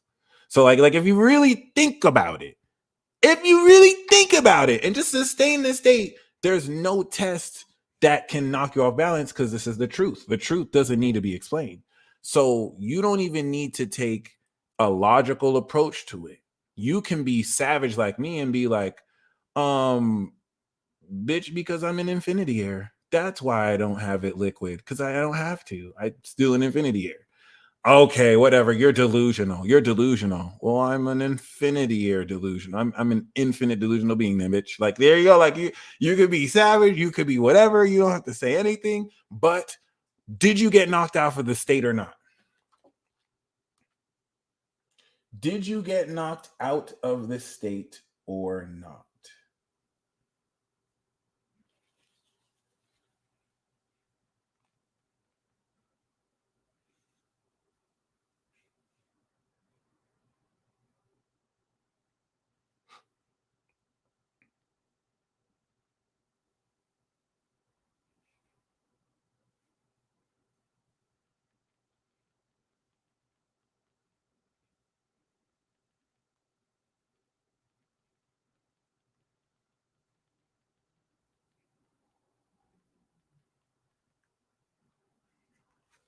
So you stayed in that state. Congratulations. Once you have passed through, please scream like you won the Powerball, right? That's why I want to make sure you're excited. Any of you who really embraces what I'm telling you right now, you don't have to wait for anything outside of you to happen. Right now, you won the lottery. You're limitless. So like, that's the whole purpose of this. These are the seeds you're growing within you that will sprout, and then it will just click. Wait a minute. I literally have limitless potential. Some of you just have to unlearn what you've learned. Others of you are already there. You're making miracles with yourself and others. But every one of you is still limitless. So this is what we're cultivating, right? For real. Right? And now that you've stayed in state, as the moon goes over Venus, just like a video game where you come into a new treasure, right? You ever fight a mini boss and then you get a new treasure? That Saturn square is the mini boss. The Saturn opposition is going to be the boss. And then the third square is the completion of that conflict. So after this mini boss, boom. Oops, wrong one. After this mini boss, boom, we have Moon on Venus. With the Moon on Venus, right? Remember, Saturn does not believe in you. Saturn is like Neptune. Neptune believes in you. If your mixtape was trash, Neptune is like, I believe in you. Yes, you can do it. Saturn is in Pisces like, why are you lying to this man? So like, Saturn is in the same sign as Neptune. The first test is Saturn, like, all right, you think you're perfect for some reason. What's up with that? Why do you believe that? And now all your test is Saturn has to do this. All your test is to be like, I don't need a reason. I'm perfect, bitch. That's why. I am fucking perfect. Everything in my life is perfect. I'm an infinity year. I'm worth infinity. And Saturn is like, okay, you think Gemini, you think you're worth infinity, but then how come you don't have any amount of money that you want liquid in your bank account? And this is where you pass the first test just by staying in that state. Whether you, however you want to say it, as long as you convey the vibration of it does not matter if you understand that or not, or it does not matter if I have this value liquidated. It is my choice to liquidate my value, and I'm not forcing anyone to believe in it. I'm an infinity year. Or you can come up with the most intellectual reason for why. Or you can be like, shut the fuck up. Why are you asking me that? Or you can be like, I plead the fifth. Or you could be like, I don't really wish to answer that question. Or you could be like, look, I don't know. I just know I'm an infinity year. Each response is you staying in state. You fail the test if it's like, I guess I'm not an infinity year. You know what? You're right. I guess I'm not that. Now you have you have knocked yourself out of that state. No. If you knock yourself out of that state, when the moon is on Venus, you can't collect the treasure. Venus is going to bless you. But let's say you stay in that state. You see how it doesn't matter what the right answer is? Because it doesn't matter if you're right or wrong. It matters if you're real or fake. Doesn't matter what the answer is. Did you stick with the state? I like you. Good. Venus loves you too. All right. So Venus is going to start this lunar cycle in Gemini. Next time, probably in Cancer. And so you are going to gain, you know how after you fight a mini boss, you get health HP to regain? That's going to be Venus. Like, see, yeah, I like the way you stood up for yourself. Boom. As soon as Venus in its dignity, or rather, as soon as Venus in the second house towards Taurus gets activated with the moon, this is going to literally fill the state you're maintaining with more abundance. Remember, this is the Empress card. That's going to prepare you for tomorrow with the square to Neptune. So I just kind of wanted to establish that this is all happening over the next few hours. And as the moon goes over Venus, this is going to enhance your self-esteem by you actually understanding the true value of yourself as an infinity year. And the more this challenges you, the more it's hard for you to believe this, the better. That means there's more for you to uncover. For some of you, it's super simple for you to understand this. And so this transit will be super simple.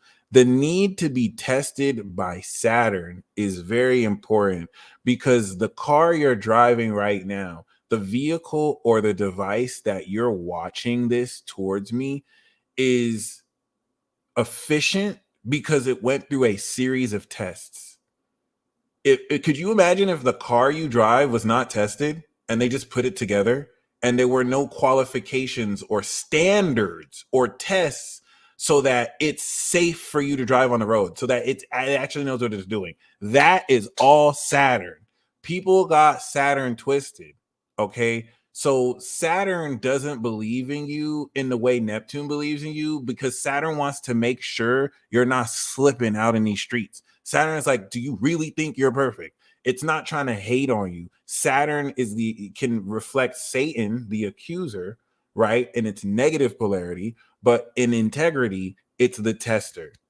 Has to make sure you're up to speed. So you want to embrace these challenges. Cool. The moon and Venus is going to bring a true understanding of this value in ways that if you remain in state, cool. Why is this amazing? First of all, it's sextiles Chiron. So this is going to feed into these vulnerabilities. Second of all, once we step into the square, this is going to be loopy as fuck. This is going to be very euphoric. Yeah, Saturn is an asshole. Yeah, Saturn is a fucking asshole. But like, if you actually sustain this state. This is going to be euphoric. This is going to be the first true understanding, moon in Gemini, of what? Square Neptune in Pisces, metaphysical dynamics. So you are manifesting on your physical body the change of your mind that gives you a fourth house hidden true mental understanding of unseen metaphysical dynamics that bring you more intellectual understanding of your status as an infinity year than ever before. Mind you, this is happening within exact proximity to the sun on the north node, sextile Saturn. Do you feel me?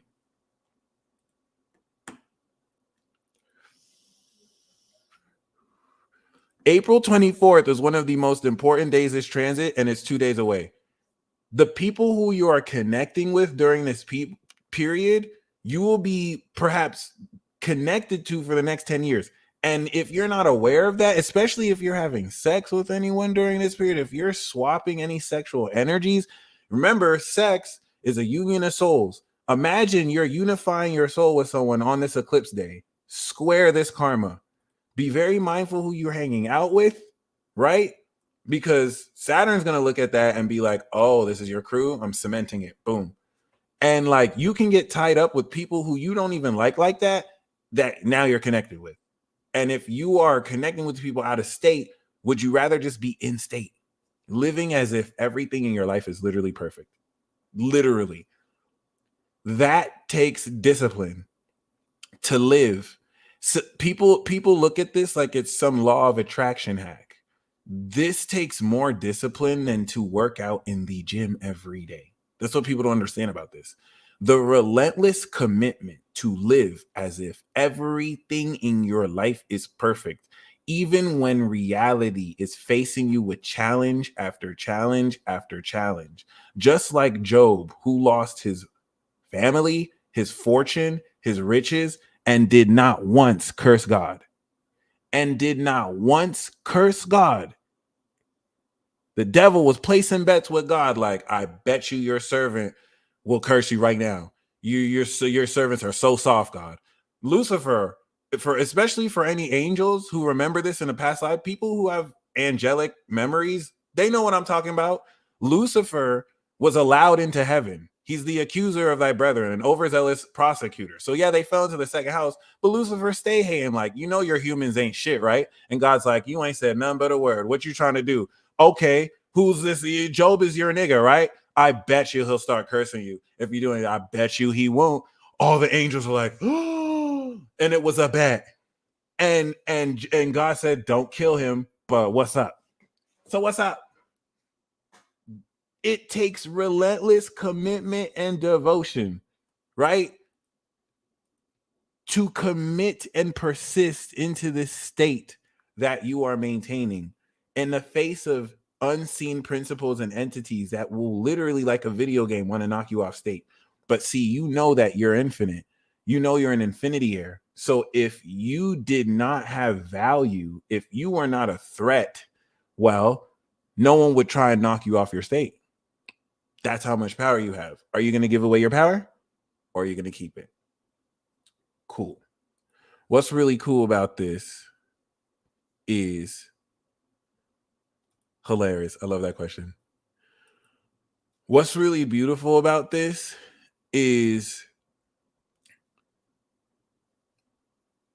once again, this day is happening in 2 days from now. No, that's a lie. This day is happening tomorrow.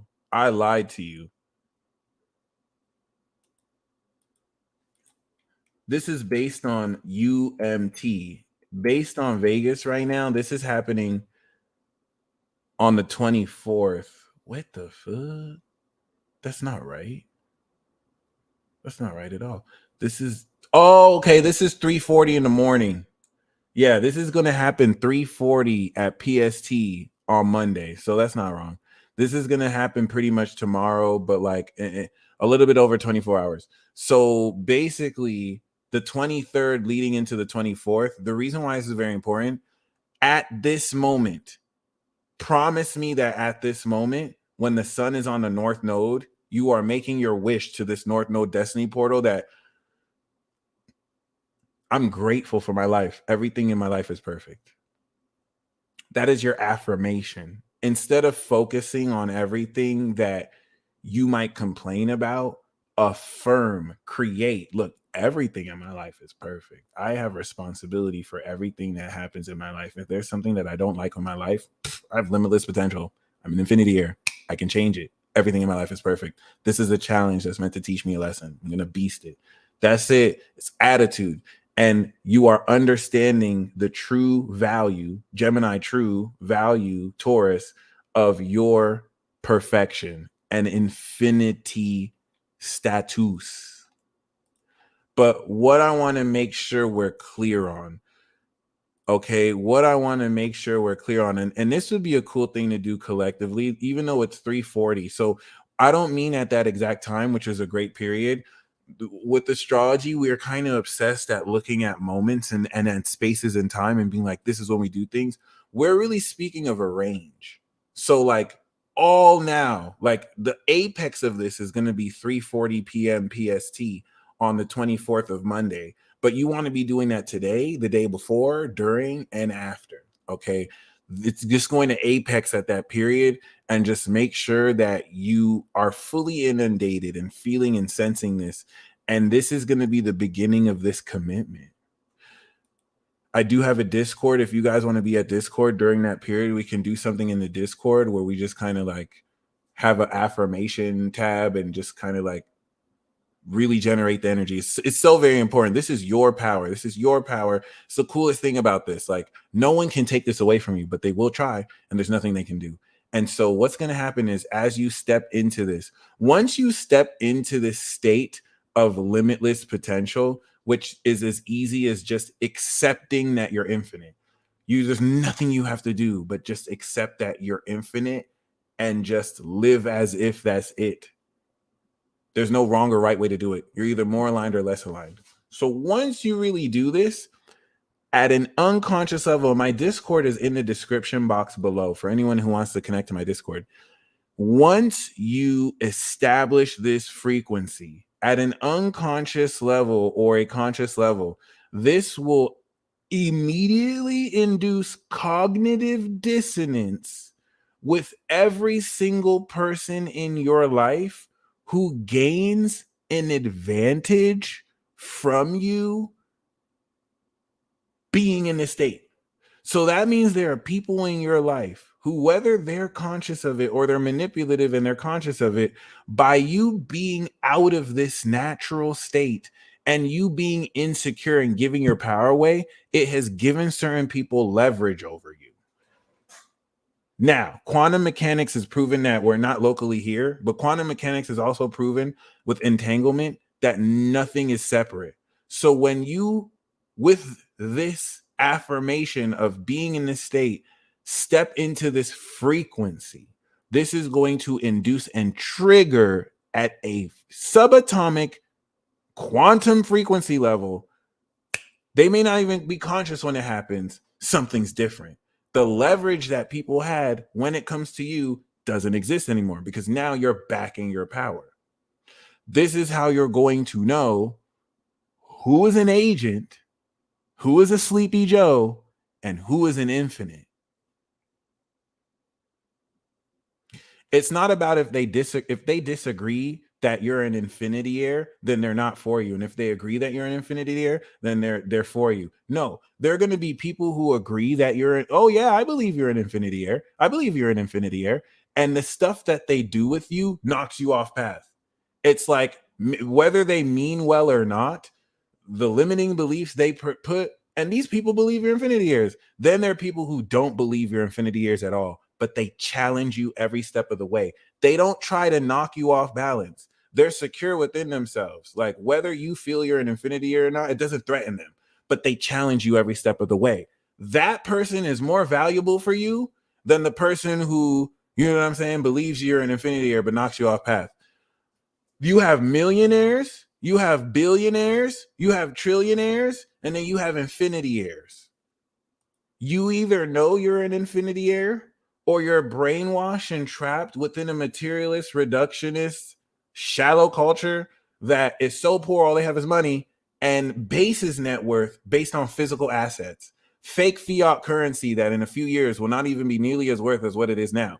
Then you can awaken to the fact that you're an infinity heir. You're literally the creator of your own reality. And anything you want to manifest, you can manifest. And this is the power that they have brainwashed to take away from you. But you can't stop the revolution. And you can't stop the awakening number of the silent majority who realizes the power has been in their hands forever. This is a movement. That is what this Infinity Gang movement is. Shout out to you, Jacob. That is awesome. Congratulations. You know what I'm saying? Like that is the coming of age and movement that we represent as infinites, where we reach out to our fellow flesh, because our enemy is not flesh and blood. Our enemy are unseen principalities and evil spirits. And so we remind the uninitiated or people who are awakened without having to force our philosophy down their throats, just by being in the state of our own limitlessness. Wow, what's your secret? How do you do this? Did you forget? We're limitless. I'm not limitless. And now you just remind people the truth. That's the gospel. That's the gospel that people got killed for preaching. Before people made it some kind of prosperity gospel, like worship Jesus for money. That's bullshit. That's bullshit. Just align with the Holy Spirit, make miracles. That's it. Let's go. Don't treat other people the way you don't want to be treated. Let's go. So, this is very important because I want you to understand the significance of the Neptune connection. Neptune are the unseen metaphysical dynamics and principles that your physical brain cannot pick up, but you still feel as a soul, right? So, what's very clear here when this happens with the South Node, all right, of other people's desires and social feelings against your individual value, how people desire what you're worth, right? That moon square Neptune is going to induce a change in understanding what it is you believe. So if you believe that you're limitless, Neptune is going to feed you ridiculous synchronicities relative to your limitless nature. All right, let me restore the Discord link. That's crazy.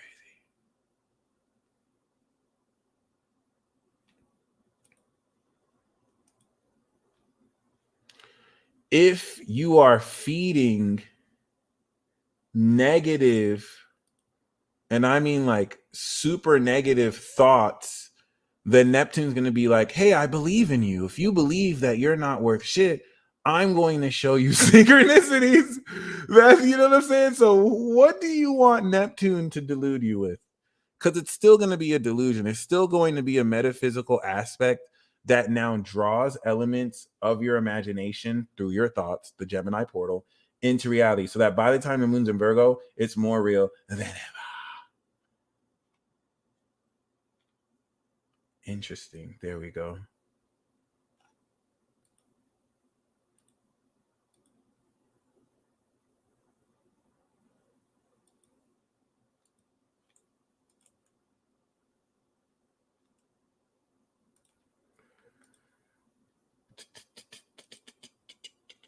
So check that out. As you can see the square right here.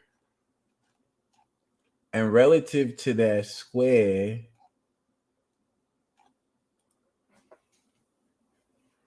once that day happens, basically the morning of the 24th, you're not going to see things the same way. This is the pipeline coming into Moon in Sagittarius that is effectively changing your perception around your awareness of like your own value. This is where you're going to actually understand the true value of your, oh shit. You're going to understand the true value of your nature and quality. No way.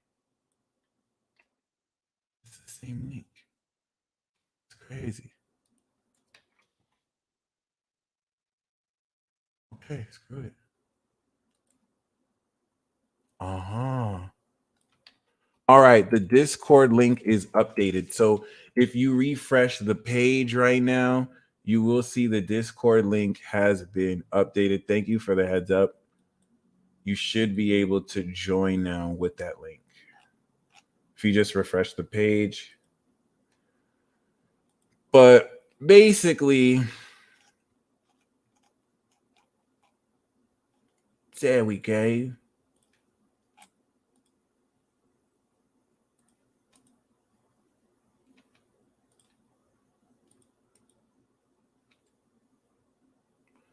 What's going to be also huge here is that with the element of Pisces, whereas Gemini is a rational understanding with the moon, and Pisces are merely just beliefs that can kind of swing either way. What's going to be huge is you may have as outside influences people projecting delusions about your understanding of what's true. So instead of getting worked up, ask people to prove to you that what they're saying about you is right. And you'll find that they can't. That'll let you know what's factual and what's just postulation. That's it. If someone says anything, be like, prove it. They will not be able to prove it.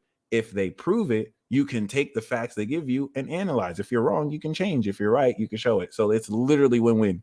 That's all. And what you're going to realize is that all the projection against you, by them not being able to prove it, proves that you're telling the truth. This is going to strengthen your true value and self-esteem. So this is very important because you're going to start to understand intellectually hidden insights, unseen principles that's going to begin to change the quality of your mind to align to this infinity year status. Should you stay in the state? Cool. Now, once we step into the final part of this activation, the moon in Cancer is what's going to drive this forward. So the moon in Cancer is the final part of the activation where personally you start to feel the special quality of your value. So now you are thinking this.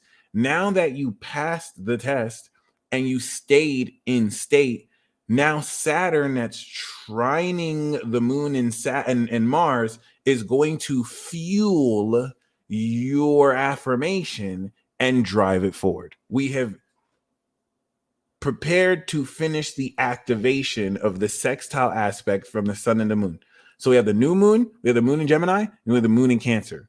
1, 2, 3. We are strengthening the quality, then we are producing the change of experience. So based on the quality, moon in Gemini is changing our thoughts, and based on these thoughts, it's changing our direction.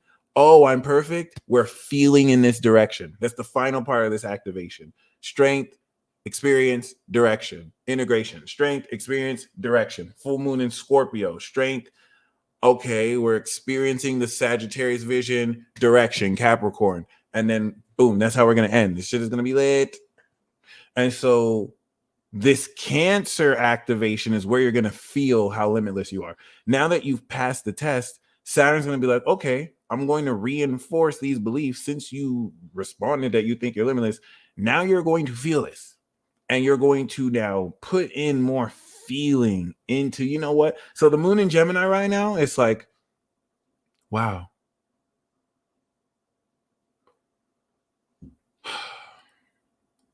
Everything in my life is perfect. This is wild. Damn. I'm starting to think that my true value is limitless. Once the moon goes into Cancer with Mars, you're putting some juice into it. Everything in my life is perfect. Oh my God. You see how you could feel that? See how you could feel that one? But the other one was just kind of like, you're now layering this with added feeling, which is fuel to empower the strength of this. This is now going to activate psychic abilities attached to your unique attribute of infinity, of limitlessness, which could be whatever you want it to be. But once the moon is in Cancer, you are activating this understanding of how to feel. This is emotional contemplation. This is happening square the moon in Aries. So any insecurities around this will be brought up so that you can overcome these vulnerabilities by nurturing them. And being like, oh, no, I'm perfect. I'm a perfect bitch. Bitch, I'm so perfect. Don't even worry. However you want to do it. Just don't get out of state. And so as you put the juice into this, cool. The moon trine to Neptune is going to feel blissful. This is going to increase synchronization. And once we step into the moon in Leo and we actually step into the beginning of the integration, let's now talk about integration to full moon. So basically, the last week from new moon to moon in Leo is just activating this value. It's like sowing the seeds, thinking it, and feeling it. Once we have felt it, we can now strengthen it. So the moon in Leo is breaking the seeds we planted out the ground. This is where we start to see it break through the ground, and we're going to get ready to harvest it after this integration. So you felt the juice, like everything in my life is perfect. Before it was like everything in my life is perfect. Everything in my life is perfect. Moon in Cancer. Everything in my life is perfect. I'm going to do it again. Everything in my life is perfect. Cancer. Everything in my life is perfect. Wow. You're not faking this. You're literally feeling it, right? Now the moon is in Leo. You're on stage. The social integration of this is keeping that same energy and saying, everything in my life is perfect. Yeah, that person just called me a lame right now, but that's because they're ignorant to the fact that I'm perfect. That's why they're threatened of me. They haven't recognized their own value. The more delusional you sound, whatever, but you're not being delusional. You are creating your reality. It gets even better.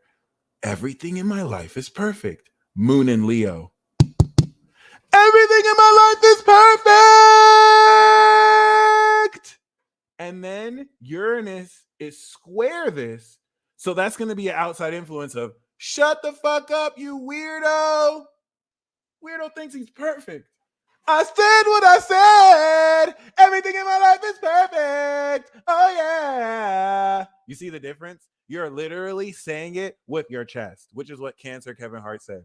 All right. You are saying it with your fucking chest. Like, listen, guys. Okay. Cancer is the home. And then Leo is the beginning of social integration out in this. This is what requires courage. It requires courage to actually socially with other people, take your individuality as an infinite and be like, bitch, don't you know I'm perfect? Why don't you make that clap for me? Clap, clap, clap, clap, clap, clap, clap, clap, clap, clap, clap. And now Uranus is square this. And so you're going to look weird as fuck.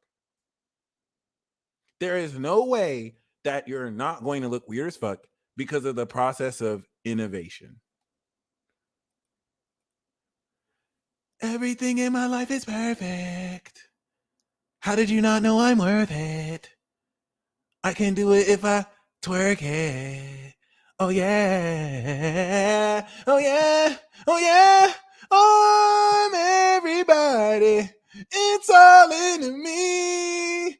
Na na na na na na na na na na na na. Oh oh oh oh oh oh.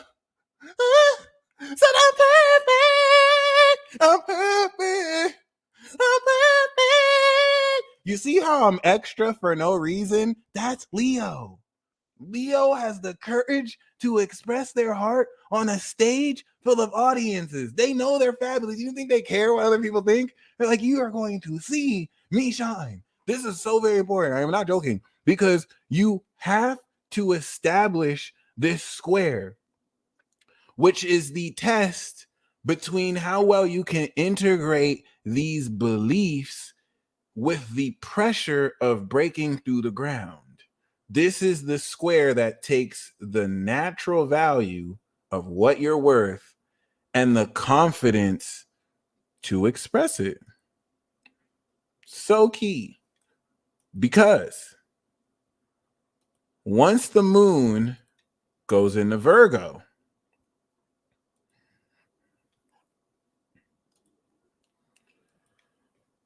now that you have already begun integrating the courage to express this, now you've expressed that I'm perfect as ever. Now Virgo is like, please polish that bullshit up. Please polish that shit. I get you're perfect, but Virgo's like, there's a way you can do it. Now we get our Beyonce on. You know I'm perfect. And I got my runs and I hit everything perfectly. Yeah. How can I not be perfect? This is where this shit gets fun, baby. Now we hitting that shit. Now this shit is literally perfect. I'm perfect as hell. I do my runs. I do them very, very well. I got the perfection, and it is very swell. I'm in the fucking places, and people see me. And meanwhile, I'm doing it socially with other people. Like I'm out socially. This is Moonenberg. I'm understanding where other real criticism against me is here, and this is where Saturn is opposite the Moon, testing you again. Because Neptune believes in you, but Saturn does not believe in you. The Moon is going to be in Virgo April 30th and the day before. So Saturn is like, do you really think you're perfect though? I know I'm perfect. And Saturn's like, damn, you see how he hit the runs, Neptune? I see you. You know, that was a little rusty, but I see you. You just showed and proved. You just literally gave receipts. That requires practice.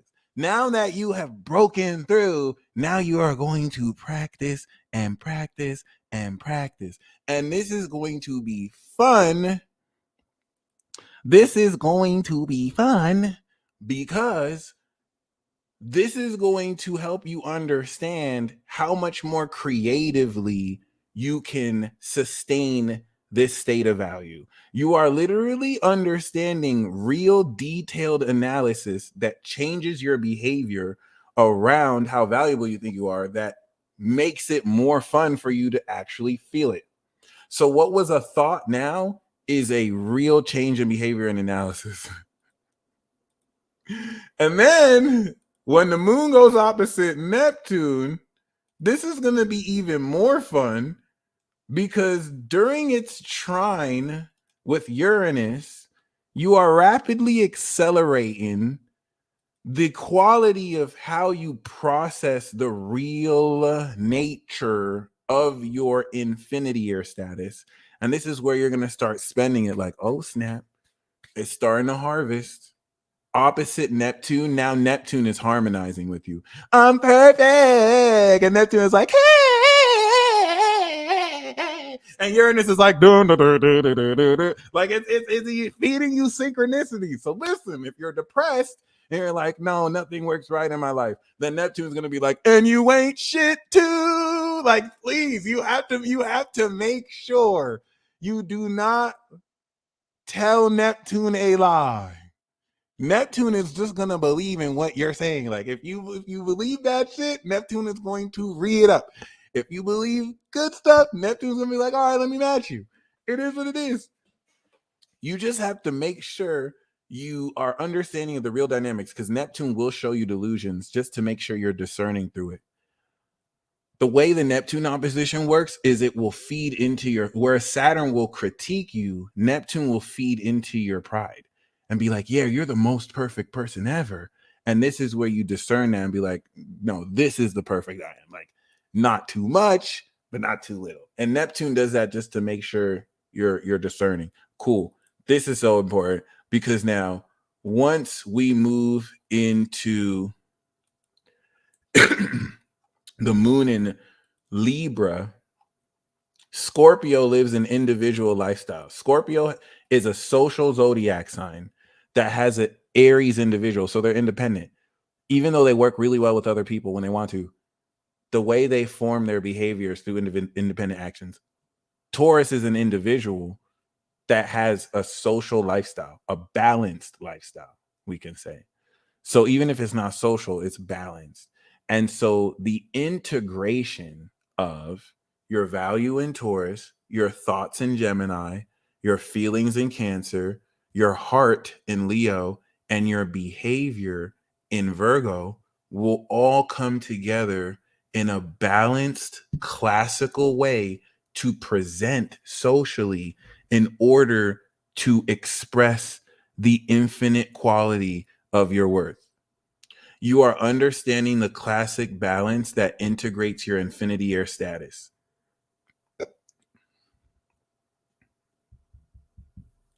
What's very key here is the opposition to Jupiter and Chiron, because it will revisit vulnerabilities in your character and identity and also revisit the recent evolution and expansion we had, so that you can account for how much more you can understand that you can do with others. Because shoot, you're an infinity year now, so it's like, hey, everything's on me. And even if you're not in a position to be liquid to do that, you still feel that. You're like, you know what?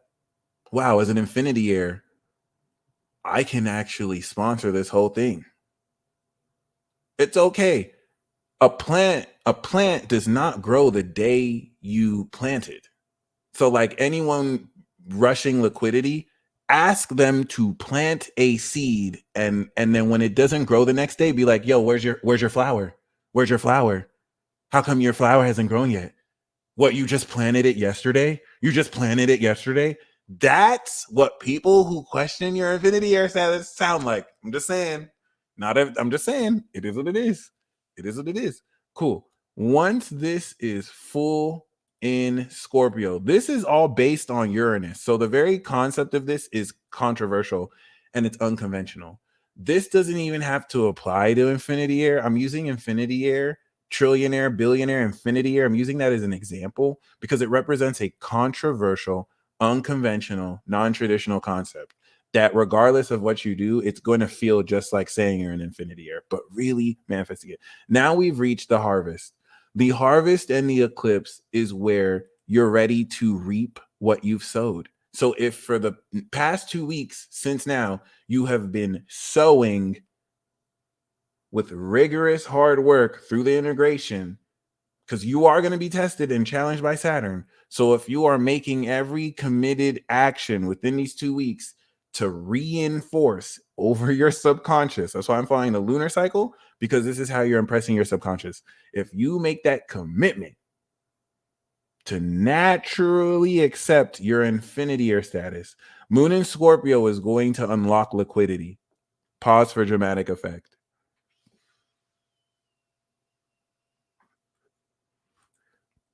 Katie, I used to be so impatient too. Kingly L, I see you, bro. What helped me stop being impatient is I'm limitless. Like I realized that it's not going to happen. I was thinking about it all the way wrong. It's not that it's not going to happen. It's not going to happen. So I can either align with it or I can just be out of alignment with it.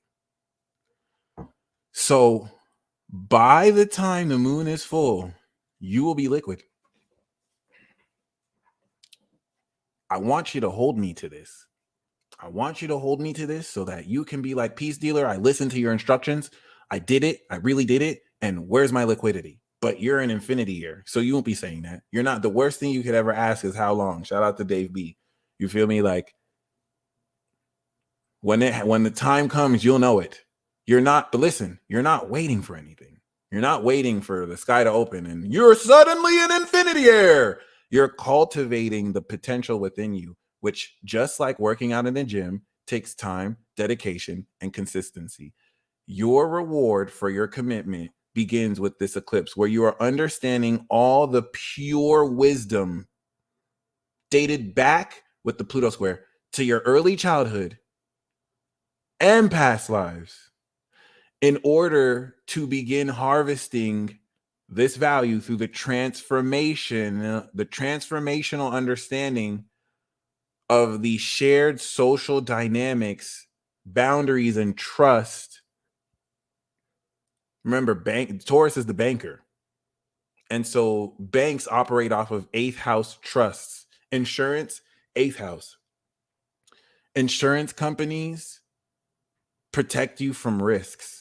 It's all on good faith. You have to trust them with a premium so that they can give you shared money. That's all 8th house. Banking, you trust them to hold your money. That's 2nd house, 8th house. So this is now relative to what you've sowed, you're getting ready to reap. So as you now transform this understanding, the moon in Sagittarius at the middle of the transit will now prepare to completely transform the visual understanding of your value. So, ladies and gentlemen, the harvest, this is so exciting. The harvest, once the moon is in Scorpio, you are now taking this investment of your commitment and you are harvesting your limitless potential. Hold me to it. What you're thinking right now in Gemini, and then we'll analyze in Virgo, the harvest of liquidating your infinity air status is going to be understanding the vision and how to see your limitlessness. By the time the moon is in Sagittarius, the seeds you are sowing with the moon in Gemini to think, you know what, I'm fucking limitless. I don't care what anyone says. You're going to see it. You're going to make it real, moon in Virgo, and then you're going to see it. Sagittarius is the 8th house of Taurus, the physical sight that is transformed through the perception of what it means. This is transforming the visual quality of what you are physically seeing. It's magic. Now, the square to Saturn is going to be the completion of that test of, hey, see, I told you I was perfect. Look, relative to this cycle, because we're going to do it again, Gemini season. We're going to do it again for the next 2 years until Saturn goes into Aries, and it's going to be a different set of tests. So these are perceptual tests to gradually change our understanding through this karmic lesson of strengthening our beliefs. So that moon in Sag square Neptune is going to be post the Neptune square and Saturn that will strengthen the feeling of this liquidation, because it's liquidated and it's like, oh shit. Now you're seeing it with Neptune, and this can now bring delusions of grandeur, okay? Because now through seeing that you're in infinity air, this is going to open up all sorts of possibilities. So let Neptune inspire you for what's possible now that you're harvesting this. And the final part of the harvest is going to be this moon in Capricorn. Moon in Capricorn is the 9th house philosophical understanding of the utilization of this. The final part of harvesting this liquidity is, well, now we've harvested it. Now I've seen that I can actually use this. Now we're going to understand the philosophy of using limitless income. Remember, this is all based on instant manifestation. So by this time when the moon is in Capricorn, you are instantly manifesting. Evidence of the sun literally on Uranus. I cannot make this up. This is going to help awaken the philosophy of what direction do I move as someone who's limitless? Do I develop my character to be callous and shallow because I think I can buy people? Or do I share the wealth? This is where you're going to develop this utilization in such a short amount of time. So get this, guys. Sun on Uranus, moon on Pluto.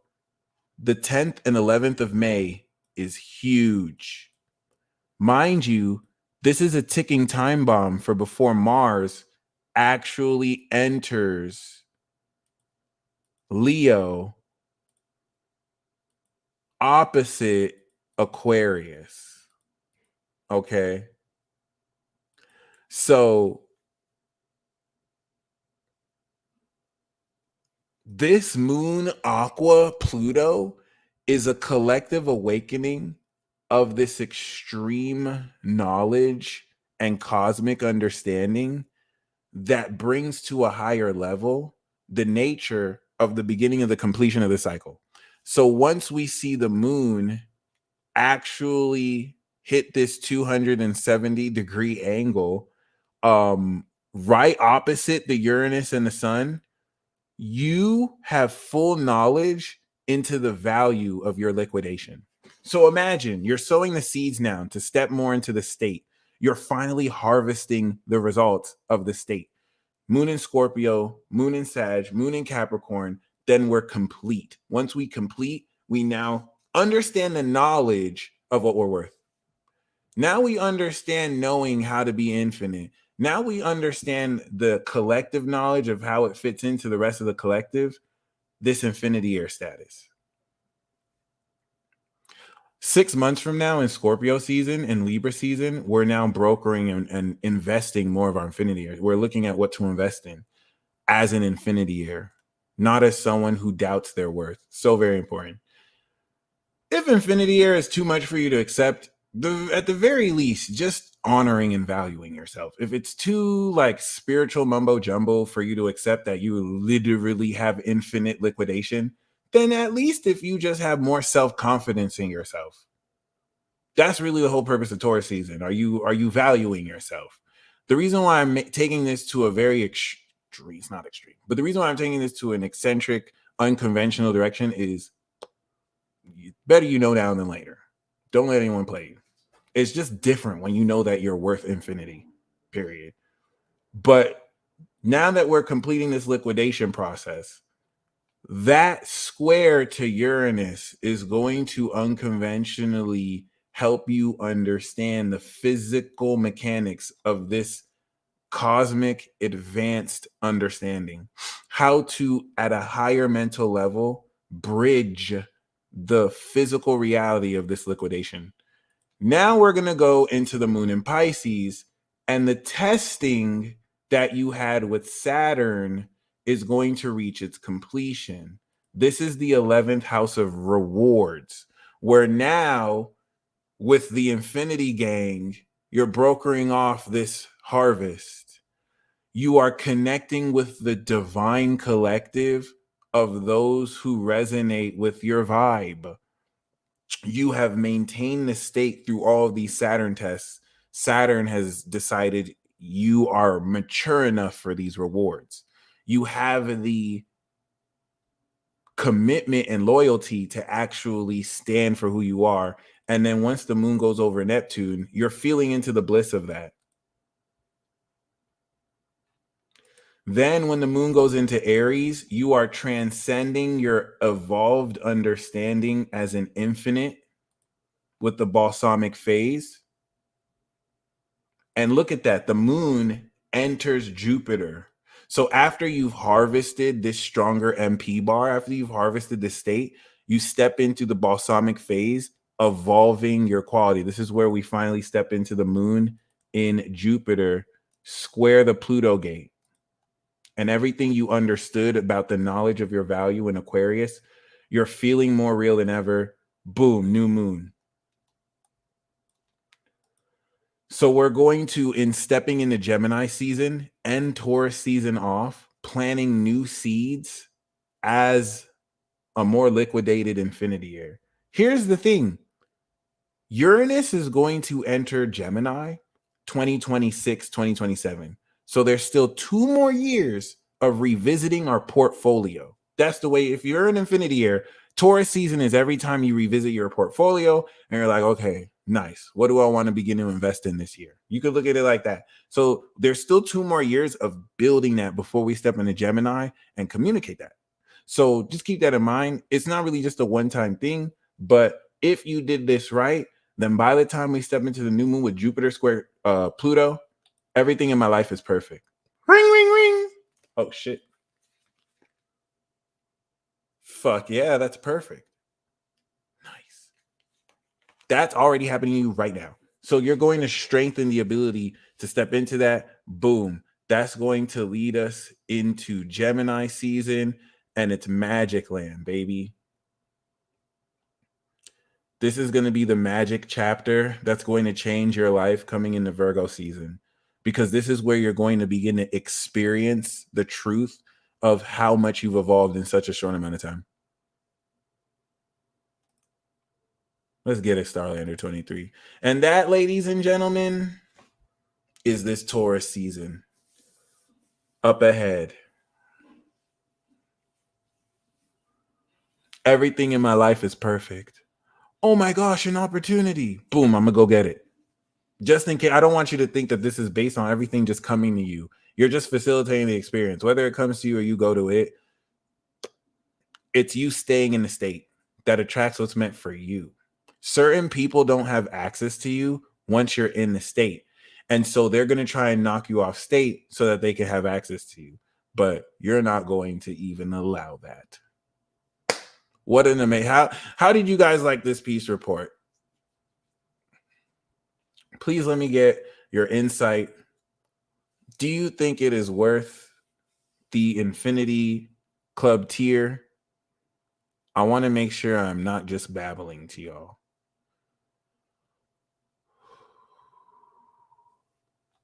Thank you, Sean. I appreciate y'all. Quality over quantity. Let's get it. So, Aries, Taurus season, Aries rising, Aries sun, Aries anything. Once again, I see the live readings for Michelle, I got your Venmo. Rachel, I got your Venmo. Alvin, I got your Cash App. Treasure, I got your Cash App. And thank you for your charts. So basically, I'm going to, after this, do the live reading. Elisha, thank you very much. Please email me your sun, moon, or rising. I know you're Pisces sun and I think Aqua moon. I just don't remember what your rising is. But yeah, basically, I'm gonna go down the zodiac, and if you want a live reading, you can join the queue, and I will basically go in on what to expect. So, Aries nation, all right. Taurus is your second house. This is going to manifest money. You are tapping into the infinitier value of anything you produce. And before anyone believes in that, with all this Pisces energy in your 12th, just fully believe in that. Whether you have to be fish tarted or not, this is going to provide the foundation that will innovate your self-confidence in yourself and really put you in a position to prepare for the rest of the year, where Jupiter will step into step 2, chapter 2, and begin to literally, yesterday's price is not today's price you, and level up your money. When Jupiter went through my second, I created my online shop and started pricing the value of my readings, and it started making me money. Taurus, Jupiter entering your sign is a revivification and evolution of how you identify with your value. Taurus risings, moons, suns progressed. This is going to redefine the expression of how you identify your worth and how you express yourself as a producer. And the reason why this is very key is because with all this 12th house Aries energy, it's fully transcending how much at the next level you believe in who you are. Very powerful shit. With all the Pisces energy in the 11th house, it is literally connecting you with the most divine friendships, relationships. You are unlocking past life and early childhood connections with people so that you can wrap up this old story about who you are, and you can now connect with people who match you, who honor you, who commit to that, and enjoy that. Venus, especially in your second house, is going to help you manifest bank, all right, through your ideas. Now we do have Gemini. Taurus season will be transcending the values that make up your spiritual path. And so this is going to inspire a limitless sense of potential in your belief in your own value and your belief in what you're worth.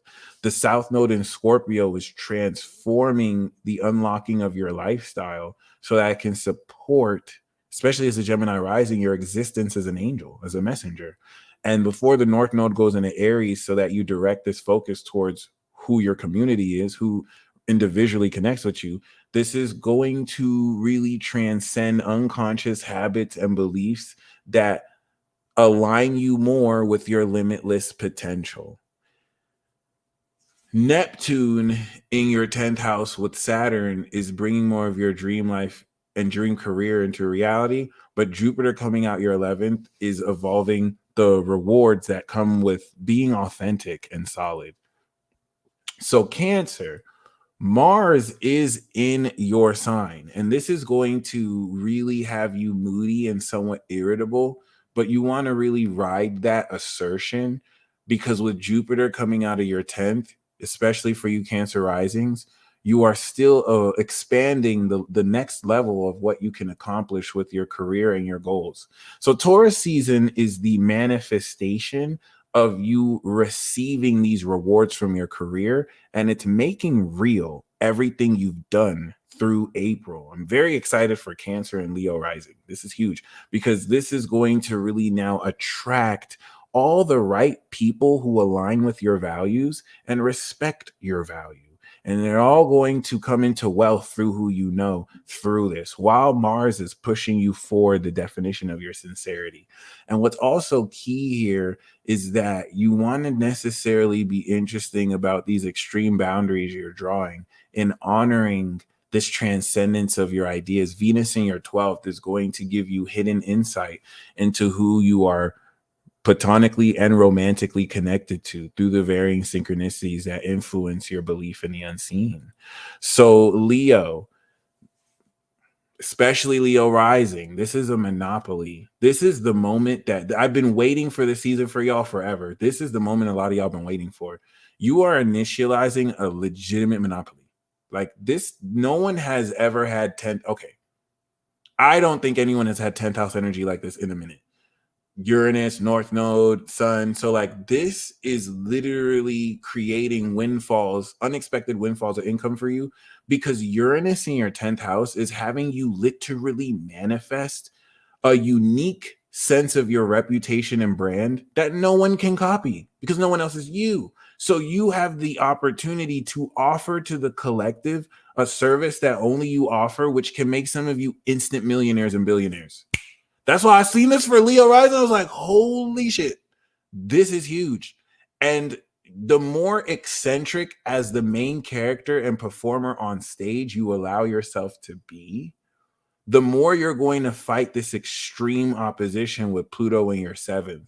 That is going to, after Saturn prepared you, extremely awaken how much more purely authentic you are. So this is going to allow you the foundation with which to really, like, for a lot of you maybe have never been in a position to live off your career, or maybe you made it out the mud with your career. It's going to take this to the next level. As soon as Jupiter goes through this, you're leveling up after this expansion. So this is huge.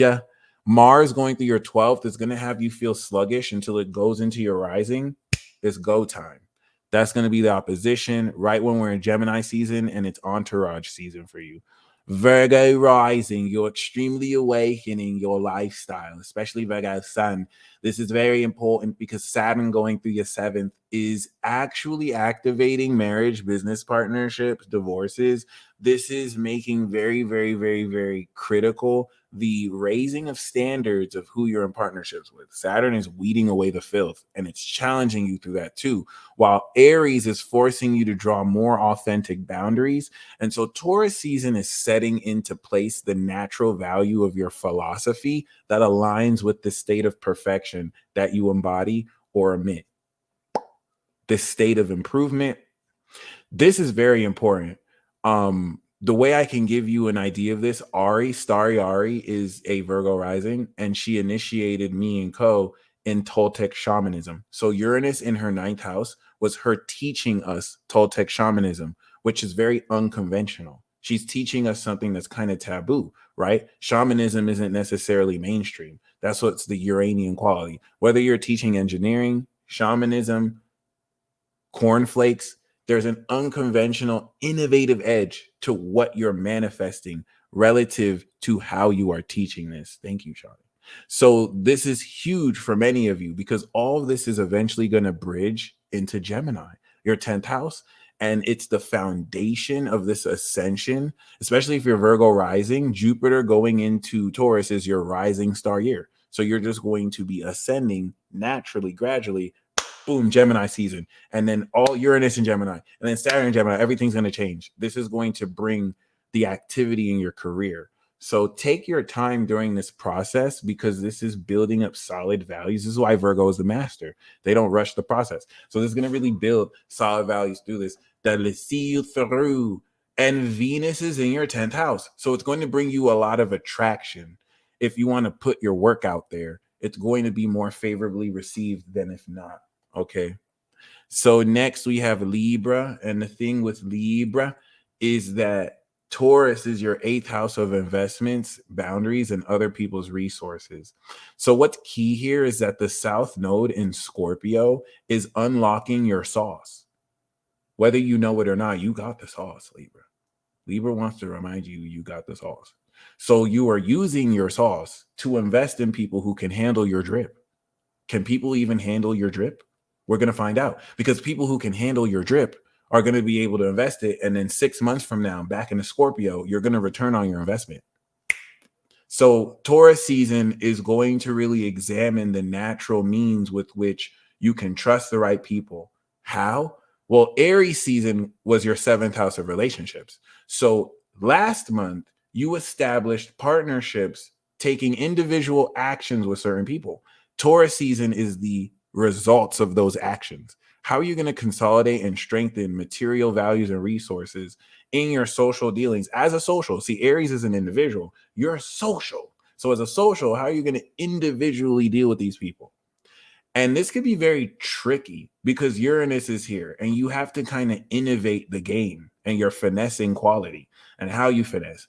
And now, while this is happening, the reinforcement of this is Saturn and Neptune actively materializing your dream life after Jupiter in 2022 evolved your belief in how possible it is for you to live your dream life. Now you're making it real.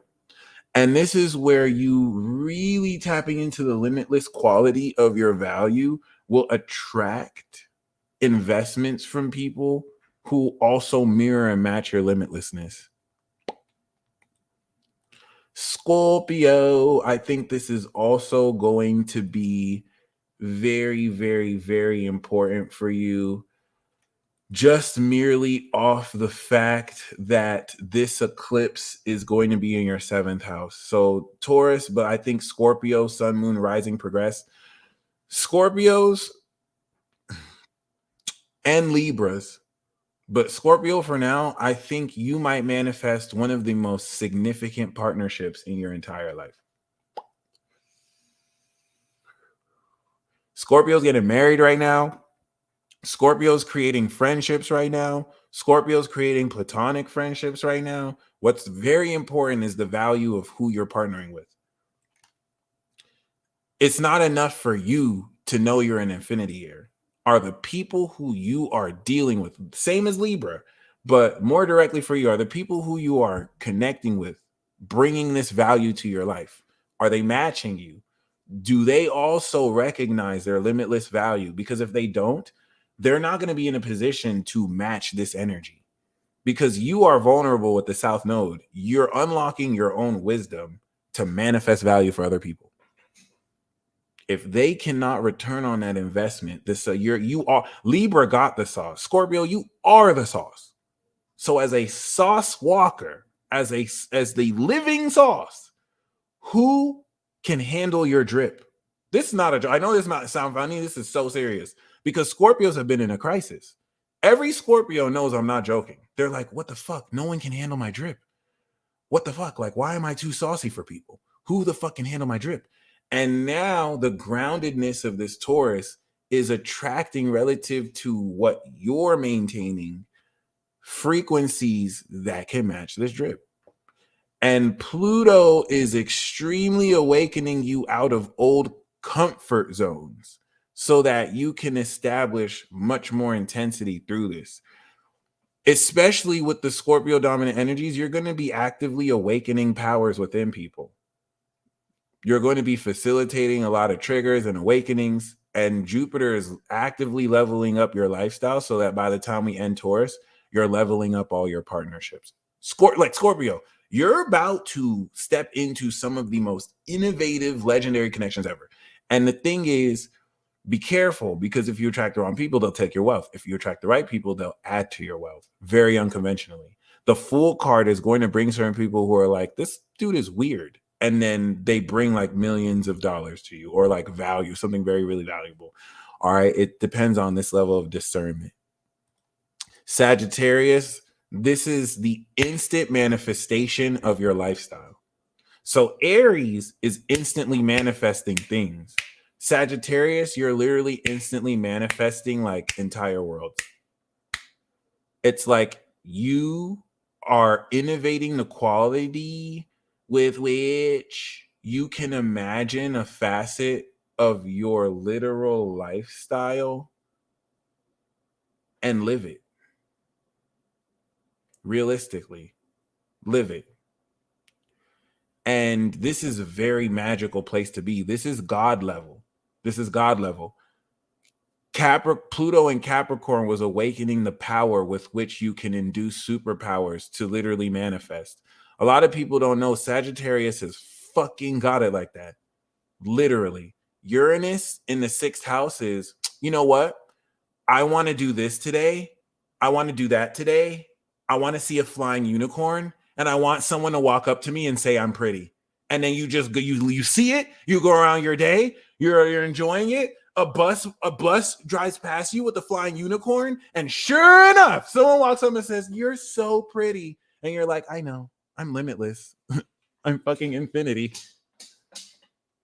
This is why I'm jealous of Sagittarius. It's like they literally that's the God level of what we're progressing to. So like at the God level, it's literally instant. It's not just the thing, it's everything around it too.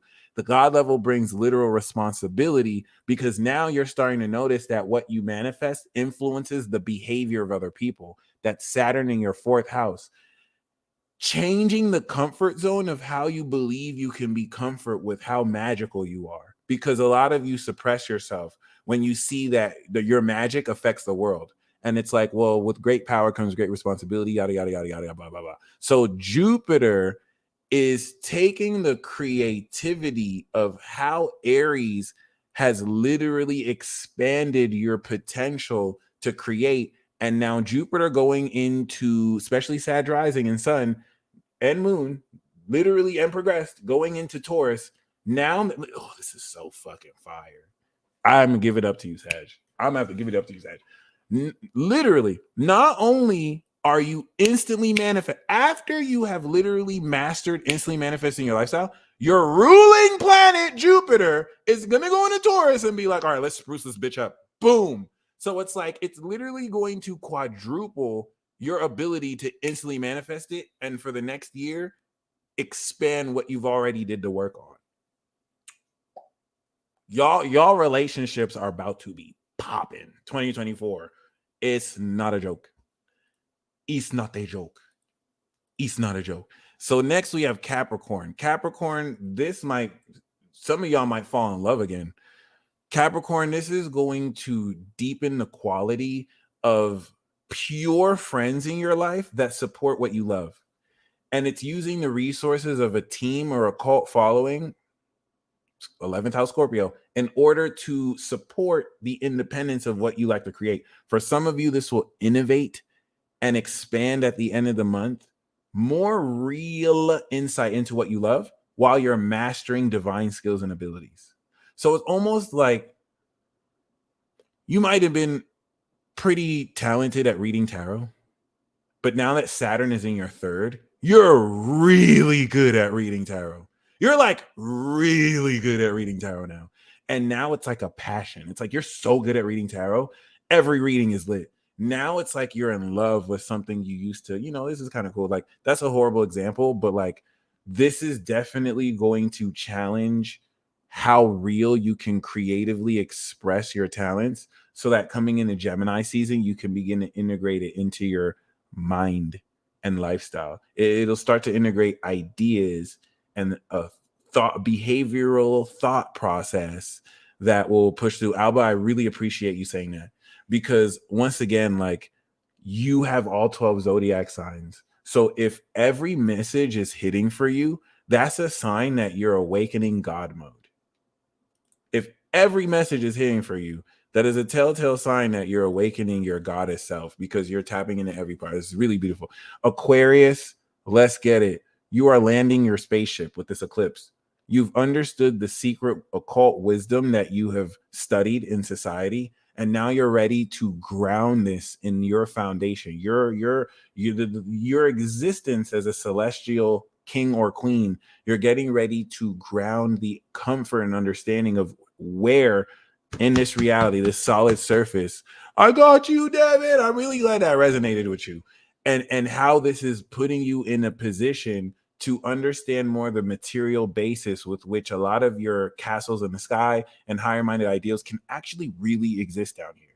This is fucking lit. The only thing that sucks, honestly, Aquarius, Sagittarius is the best sign, Leo or Sag, but like Aquarius is the coolest sign to be. The only thing that can suck about being an Aquarius or a Pisces is that you guys will have genius ideas and concepts that will be really hard to express within a language.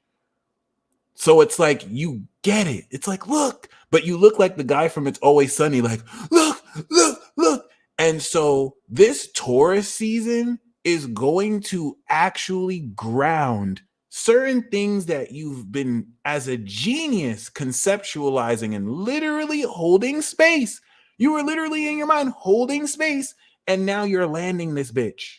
Now it's real. Now it's like, oh, wow, I didn't think that technology existed to convert this idea into reality. I'm starting to make it. Like, you've completed that since 2021. You're ready to put the game on smash. And Jupiter has evolved the nature of how much more bold you are expressing your reckless, raw ideas. So now Jupiter will evolve this. Many of you may move aqua risings. You may move coming into next month, over the next year. And this is going to really put you in a position to realistically and truly prepare to really create this sense of, you know, your destiny. And the coolest thing here with Saturn in Pisces is it's manifesting your imagination. So if you do not have integrity in your beliefs, it's manifesting your insecurities. If you have a lot of confidence in yourself, it's manifesting the quality of your imagination. This is God level. Imagination, manifestation. The highest, most magical value. Pisces second house. It's pretty legit. Definition of supreme. So next we have Pisces. Pisces, this is the innovation of natural abilities that happen as an effect of your divine presence. Once again, God level. Pisces, with Neptune on your sign, and now Saturn, the Titan King, and then Jupiter, the King of the Gods, is manifesting the raw power of your value, and then Uranus is in your third house. This is the perpetual reminder that your presence alone is more than enough. So Pisces, all you have to do this season is just go anywhere and do nothing and watch what happens. Literally, if you want to have a third party in there, be like, okay, I'm going to be here for 5 minutes. Tell me what happens after versus when I go. Literally, just your presence. And then you can build off that. But literally, just the natural quality of your presence. Many of you Pisces will be awakening more to the completion of the transformation of your philosophy, seeing unseen occult principles, and being able to ground this naturally through regular ways of speaking. What I want to, okay, Gemini is using techniques and abilities to induce a result. Pisces is just thinking about it. I want to make sense of that. It's like your body is a remote control that mirrors the universe. So you have to be, there's a consequence to this. You have to be purely aligned. If you don't believe in yourself, you will create a nightmare. If you believe in yourself, you've created the perfect dream. Because remember, you're perfect, right? Completely limitless. So there we go, y'all. Jupiter is now going to expand on these abilities.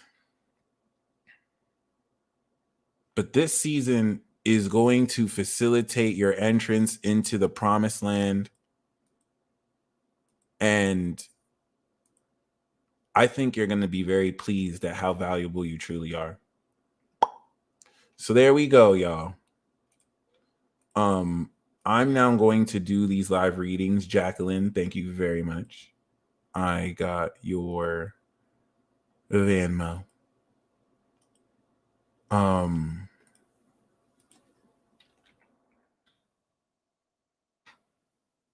Please email me your natal chart, por favor.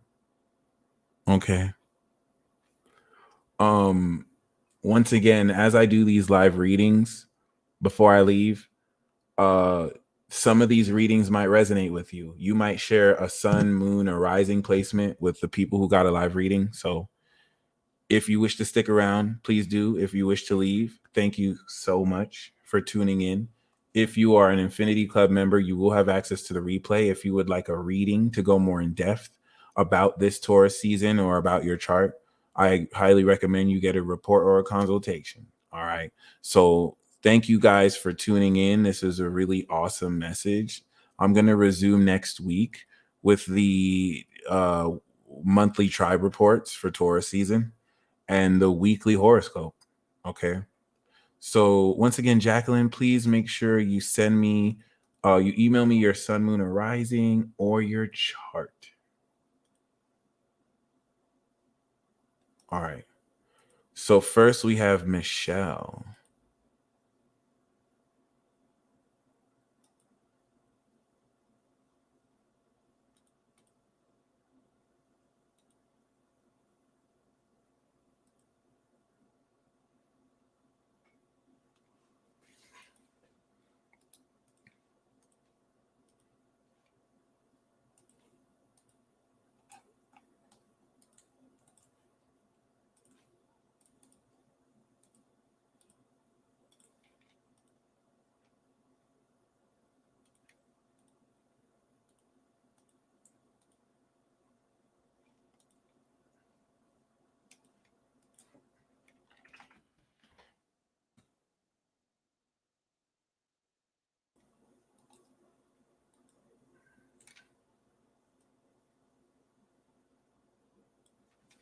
Beautiful.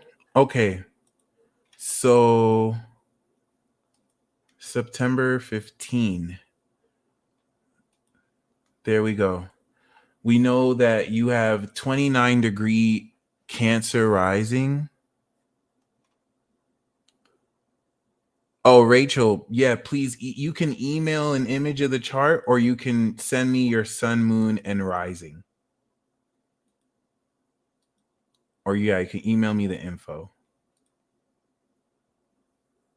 Oh, but you know what? You can email me the image though. It's totally fine. I did get the I actually have your chart already from when you ordered a reading, so no worries. I'm just going to pull that up. But even if you send it, no worries. But I realize I already have your chart. Thank goodness. Beautiful. So okay. Michelle, we know that you have 29 degrees Cancer rising, which is beautiful. This is mastery of sincerity. 29 degrees of a rising is a master personality. I cannot stress that enough. That is a huge deal. Thank you, Alvin, for your chart. So, 29 degrees rising means that majority of your first house is Leo, and we see your MC is Aries. So you recently gone through an evolution of your legacy. You have Saturn in Taurus, which is very amazing. But what really sticks out to me is, of course, the Pluto sun. So this is just extreme divine analytical ability. Obviously, you're born right before the full moon in Pisces as a Virgo sun, which is the divine master. This is actually one of the most magical combinations ever. So you literally feel the vibration of the unseen, but then you analyze the awareness of everything that's real. So you can literally feel what's not real, but be aware of everything that's real. Divine mastery, which is amazing. This is the mechanics of a reality warper. And with Pluto that's on your sun, this gives you like X-ray vision into this depth of analysis, which I can imagine that you also, okay, Uranus is in Libra, opposite year. So this transit is bringing into fruition the value of your success. Before you have your Saturn return, Saturn, of course, over your nodes is establishing the nature of your value and who you believe is worth investing that in. This is what your soul is very connected to. And I think Moon in Pisces here is very crucial, as the Saturn will really impress more of this karmic lesson through this and strengthen you. So, I mean, at this stage of where you're at, this is very amazing. It's preparing for such amazing completion, leveling up past all the work you've done since 2012 with Jupiter and then respectively 2008 with Saturn. Major completions, major work through those periods on yourself. And now you're getting ready to move up towards coming into this individual success. All right. That's really, once again, maintained individually as an individual personality, bridging into this main character social energy in Leo. So this is going to bring, huge consolidations, big windfalls of income for you. But I feel like your feeling of this and awareness of this is going to really bring to a higher perspective, seeing these results, you believing so much more in your potential, and you strengthening more boundaries in who you believe you can invest what you have in, which I think is always beautiful because you're perfect. Amen. I love it. Love it, love it, love it. So let's see.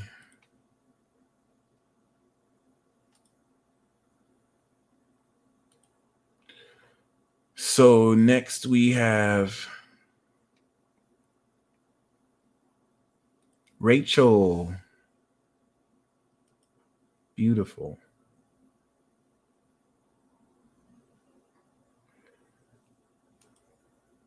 Rachel, we know that you are the natural queen yourself as a master. All right. I love this. Gemini moon, Taurus sun. Gemini moon, Taurus sun, you're a true queen. True natural value. It hits different because you're going through a lunar return. You are the expression of true value, which I respect so much because you can look at anything and you can understand the true value of it. But what's cool is, as a Virgo rising, you teach true value. And you have the North Node in Osiris near your moon. So this gives you a very sage, ancient understanding of the true nature and understanding of your own career and legacy and the value of the direction people take their careers. Not to mention, it is literally your destiny for your feelings and the truth behind your feelings and value to be expressed, which I think is a very important, challenging part. You're really good at seeing into the meaning and coming into clairvoyant visions of the truth. And so the challenge is to communicate that individually in a way that helps you understand more of your true value.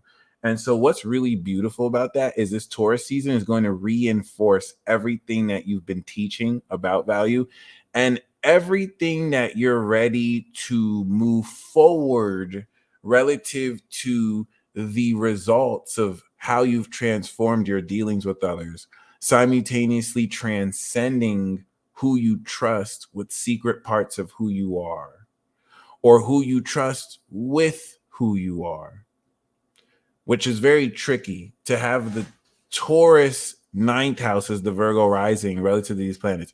Not to also mention that Saturn is strengthening your relationships with others, right? So this can induce divorce, marriage, business partnership.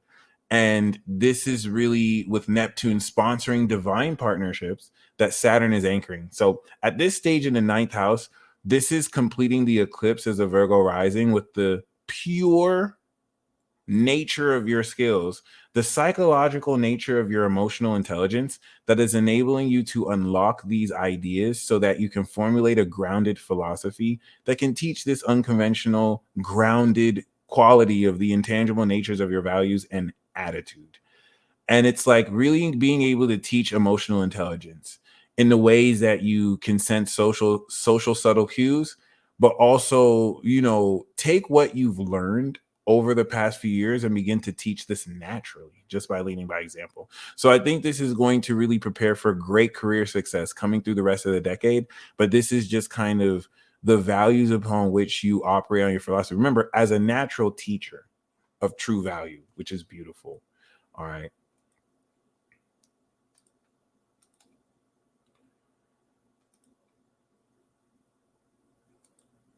Treasure McCullough. Let me see. Oh, there we go. There we go. Beautiful. So next we have Alvin. Alvin Taylor. You gonna be all right, Alvin. You just got a relationship with your opposite sign. You gonna be all right. What's really key here is, damn, your chart is fire. Holy shit. So not only are you a main character, but you're a high king. Leos who have aqua risings are dangerous. Have you ever seen a movie, right? Isaiah, thank you. I got your cash app. Have you ever seen a movie where the main character is narrating everything that's happening in the movie, just breaking the fourth wall indiscriminately? So, yeah, this is my life here in this movie. This is my best friend. He thinks this, this, and this. That's you. You're that kind of main character. Just indiscriminately breaking the fourth wall, narrating your own movie to the audience. People must think you're obnoxious. People must be like, who are you fucking talking to, dude? And they don't know that you're narrating to the audience. That is already gangster as hell. So there's an eccentricity to the instrumental quality of your knowledge of self that you have to embrace. And every time you don't embrace, it always works against you. If you don't embrace how unique you are, I'm not even gonna say crazy because Gemini is more crazy. If you don't embrace how unique you are, and you do have Saturn on, of course, the North Node in Gemini, so you're a truther. You're unlocking this Pluto. This is fire. You're unlocking this Pluto meaning, this extreme meaning to ground this integrity of truth. So this is going to bring a lot of challenge and limitation because it's like you're supposed to unlock this support of the entire collective to see your vision so that they can invest in the truth you're creating. North Node, fifth house means that you're destined to literally be successful doing what you love, but establishing that with discipline. So Taurus season, especially with your moon in Taurus, is not only landing your spaceship, but as a Leo sun, it is innovating the comfort you have with this success you're stepping into. How comfortable can you be with this new level of success? This new level of success you're manifesting will break you out of your comfort zone. So, how can you now be at home establishing this very assertive expression too? And as soon as Mars, after Taurus season, begins to enter Leo, you'll understand the feeling of how to integrate that assertively before you direct that with the Mars return. So this should be very exciting. And I hope that resonates with you. All right. Next, we have Treasure McCullough. So if we go by sun, moon, rising, there we go. Pisces, sun, Virgo, moon, Cancer, rising. Okay.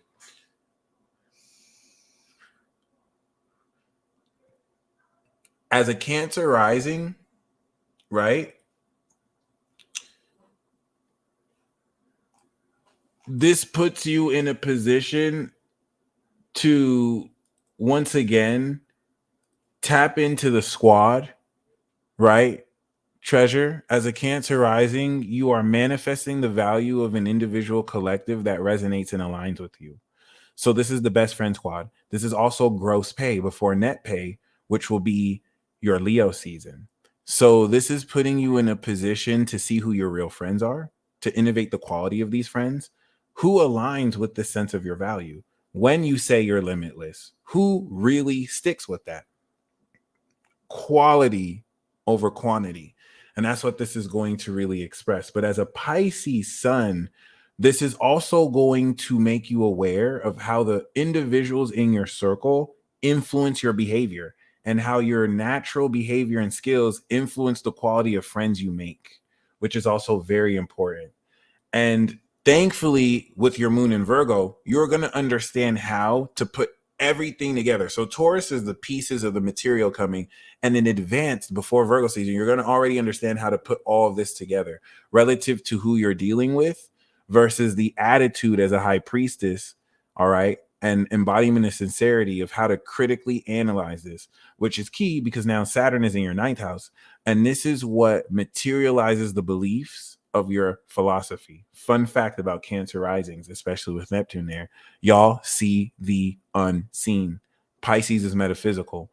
Ninth house is philosophy and vision.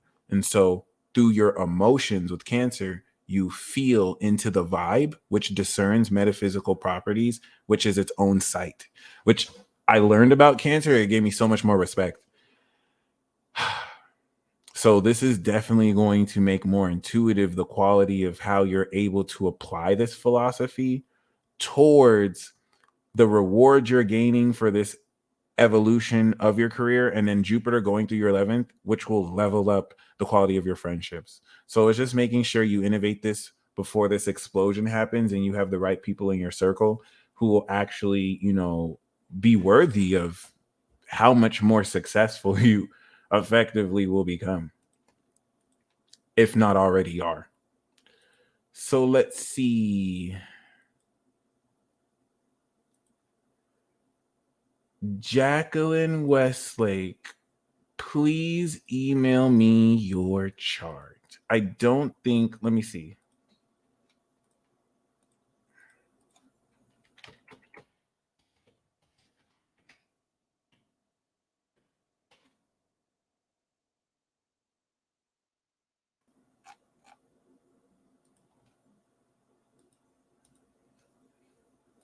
Pisces.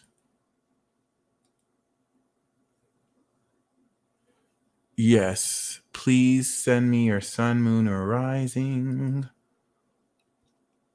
Let me see if I might have you in my other profile.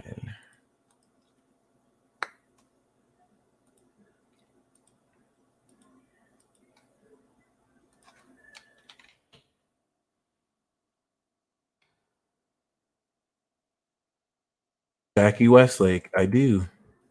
I love it. I'm going to assume this is you. March 20th, Pisces. Nice. 29-degree Pisces. Oh my God. I'm assuming that is your chart. 29 degrees Pisces on 29 degrees Chiron with moon in Sagittarius. By golly, you're one of the most magical people in all of existence. I stand by that. I stand by that. With a Capricorn rising, you're one of the greatest ascended genies ever. Oh my God, you can make any wish come true. This is crazy. 26-degree Neptune. My Cash App is $ a peace dealer. If most appreciated. Thank you once again for tuning in. All right. You can see my Cash App in the description box below. $ the peace dealer, I believe. If it's there, I should think it should be there. Yeah. So yeah, I think this is your chart here because 26-degree Neptune in Scorpio trying 29 degrees Sun in Pisces on Chiron 29 degrees. Saturn on the North Node in Aries on Mars. Oh my God, that is such karmic destiny power. The universe literally responds to your will. And then you have your sun opposite Pluto and you see and know too much. Oh my God, this is wow. Wow. Wow. Wow. Wow. That is very interesting. The reason why this is very interesting to me, especially as a Capricorn rising, is because you already had Jupiter do-si-do through this. So before your Saturn return, coming into July, the nodes are going to return for you. And this is what I respect about the Neptune in Scorpio generation, because Neptune in Scorpio, treasure, I got you. Neptune in Scorpio and people born with that are the only people who have at the most divine level this expansion. Like imagine having Neptune in Scorpio and now Neptune is in Pisces trining your Scorpio. The quality of your intuition has now reached mastery through how rich your imagination can discern intuitive influences based on the psychological strength at the master degrees. Next year, you're going to go through the trine. So Saturn, that's really strengthening how divine your abilities are at 29 degrees. 29 degrees is literally, to me, like the maximum degree of consciousness, the highest conscious awareness. But as a Cap rising, like, wow. So this is going to naturally ground at this stage of your development how creatively you control people with your psychic powers. Because I really do believe at this stage with Pluto at the end of Virgo, where you can literally look into any experience and just break down at the detailed level why something is happening. That moon in Sagittarius shows you the higher meaning. You can't even be lied to. You probably see the matrix codes. Pluto just away. Oh my God. So like this is probably going to have you Pisces troll other people where like you already know what they're thinking before they say it, but you literally as an ascended master guide humanity and guide people through like coming into discoveries. But this is grounding more the completion of elements of your own emotional intelligence in ways that most people will probably only see a small percentage of. And I think what's key is this fourth house Aries. I don't know if you moved during this period, but this is expanding the comfort zone with which you can anchor how powerfully the ancestry you're establishing originally. Like fourth house, Saturn conjunct North Node in Aries means that you, out of everyone in your family line, is instilling this karmic ancestry to do something and initiate something. It's like you brought in the success in your family line to start a new line, which is so iconic. So, I mean, that's really beautiful. And the fifth house nature of the Capricorn rising is manifesting the creativity of abilities that you're going to be able to take to the next level. So much more, once again, creatively. So I really hope that resonates with you. What a legendary chart. Pisces is the legend. I will always maintain that. This is wow. Okay. So next we have Elisha. Elisha, Virgo rising, Pisces sun. So I talked about the Pisces, the Pisces moon, Virgo sun. All right, which that's the divine master. There's also the master of divinity, Virgo moon, Pisces sun. So that's kind of also like the Virgo rising Pisces sun. The people's genie, which is legit. The people's genie, you are in the seventh house. Oh, see, I respect the Aqua Moon Pisces. Geniuses. Ace Vane is an Aqua Moon Pisces sun. You guys literally have a whole universe. You guys literally have created an entire universe in your imagination, which is fucking ridiculous. So you understand the knowledge of divinity. It's the legendary Pisces signature. You have advanced, knowledgeable understanding, and you're a soul reaper. Come on, fam. Come on, fam. Come on, fam. So you literally have total knowledge in your soul. This is ridiculous. So you literally can analyze the knowledge of people's behavior and just divinely mirror it to them with receipts. That's legendary as fuck. So we want to take a different approach to this because through Jupiter and Saturn going through your seventh since 2016 and since 2008, Saturn and Jupiter have mastered your personality. Your first, second, third, fourth, fifth, sixth house. So everything moving forward is how you can integrate this evolution of yourself to affect other people, right? So Saturn in your seventh is strengthening your partnerships, is preparing you for deeper commitment in marriage, business partnerships, divorce if you have to weed people away. And then you have evolved the boundaries and these results and actions that you use the value of your own balance and partnership to deal with individuals. So Taurus as a Pisces sun is expressing the natural value of your ideas and your body language and how you manifest natural abilities.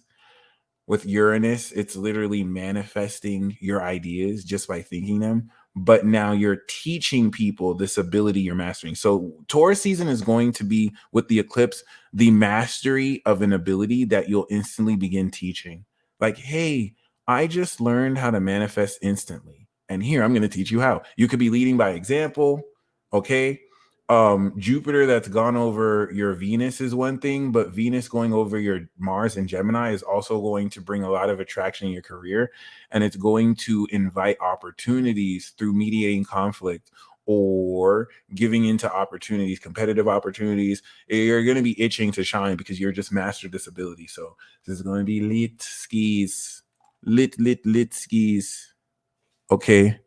Oh, Jacqueline, I just finished your reading right now. If I think I did yours before Elisha. So I'm assuming your sun is in Pisces and your moon is in Sag. Um, yeah. If you rewind when you watch the replay, oh, you know what? Yeah. I just did your reading, Jacqueline. So if you rewind to the reading I did just before this, you will hear it. And I will make sure that I leave this up for the rest of tonight before I make it private for Infinity Club members. So you'll have the time to listen to the reading. Okay. So, and Elisha, no problem. I'm looking forward to how you might enjoy this. Jen Star, please email me your chart. Isaiah, Super Sag Rising Gemini. There we go. Truth Blaster. Jeez, get the. Okay, I was about to say. Still, that's wild. 22. I thought it was Aries. 22 degrees Jupiter in Taurus and 22 degrees Saturn in Taurus. Done. That's fucking crazy. Anyway, you new gen people are like ridiculous to me. Like the audacity for y'all to have these ridiculously amazing transits. Anyway, you're a whole awakening angel out here. Divine angel, Kendrick, Yay, Prince, Pisces, Moon, Gemini, Sun. So this is going to hit very different for you because, you know, you are instantly manifesting your lifestyle. And this is cool if you're at peace with yourself. If your Pisces moon is at turmoil with yourself, you are also going to manifest this very, very, very, very, very powerfully. What I love is that you said you're dropping the first chapter of your web novel on your birthday next month, on your birthday. Beautiful, genius. So this is going to prepare the behavior to manifest not only the transcendence of believing in how much more you're worth coming into the Jupiter turn, but this is also going to set the routine that you can establish your route, attracting a manga artist so that I can go that route and eventually animation. Just speak it as someone who already knows it's already set for you. It already exists for you. So this is really cool because you're also going to unlock the knowledge with Pluto and Aquarius that you can manifest and narrate reality through what you draw, especially with Moon and Pisces. You can, of course, as a creator, as a Sag-riding creator, you can actually influence the collective through how your mangas bring this to life. And I think that's super awesome. We need more Gemini mangaka. Isaiah, please, you gotta fill me in on that manga. Like, especially when it's done, I want to read some of that for show. All right. But Taurus season in your 6th house is going to transcend the element of how uniquely and unconventionally you naturally innovate your routine and lifestyle and the beliefs that come from the manifestation of said lifestyle. Okay. Yep. Capricorn rising, Pisces, Sun, Sag, Moon. So Jacqueline, I have already done your reading.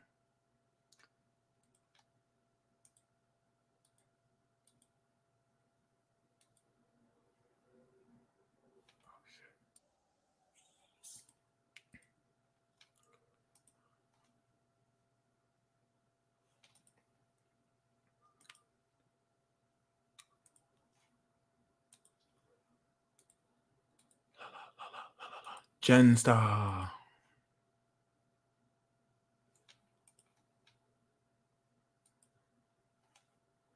So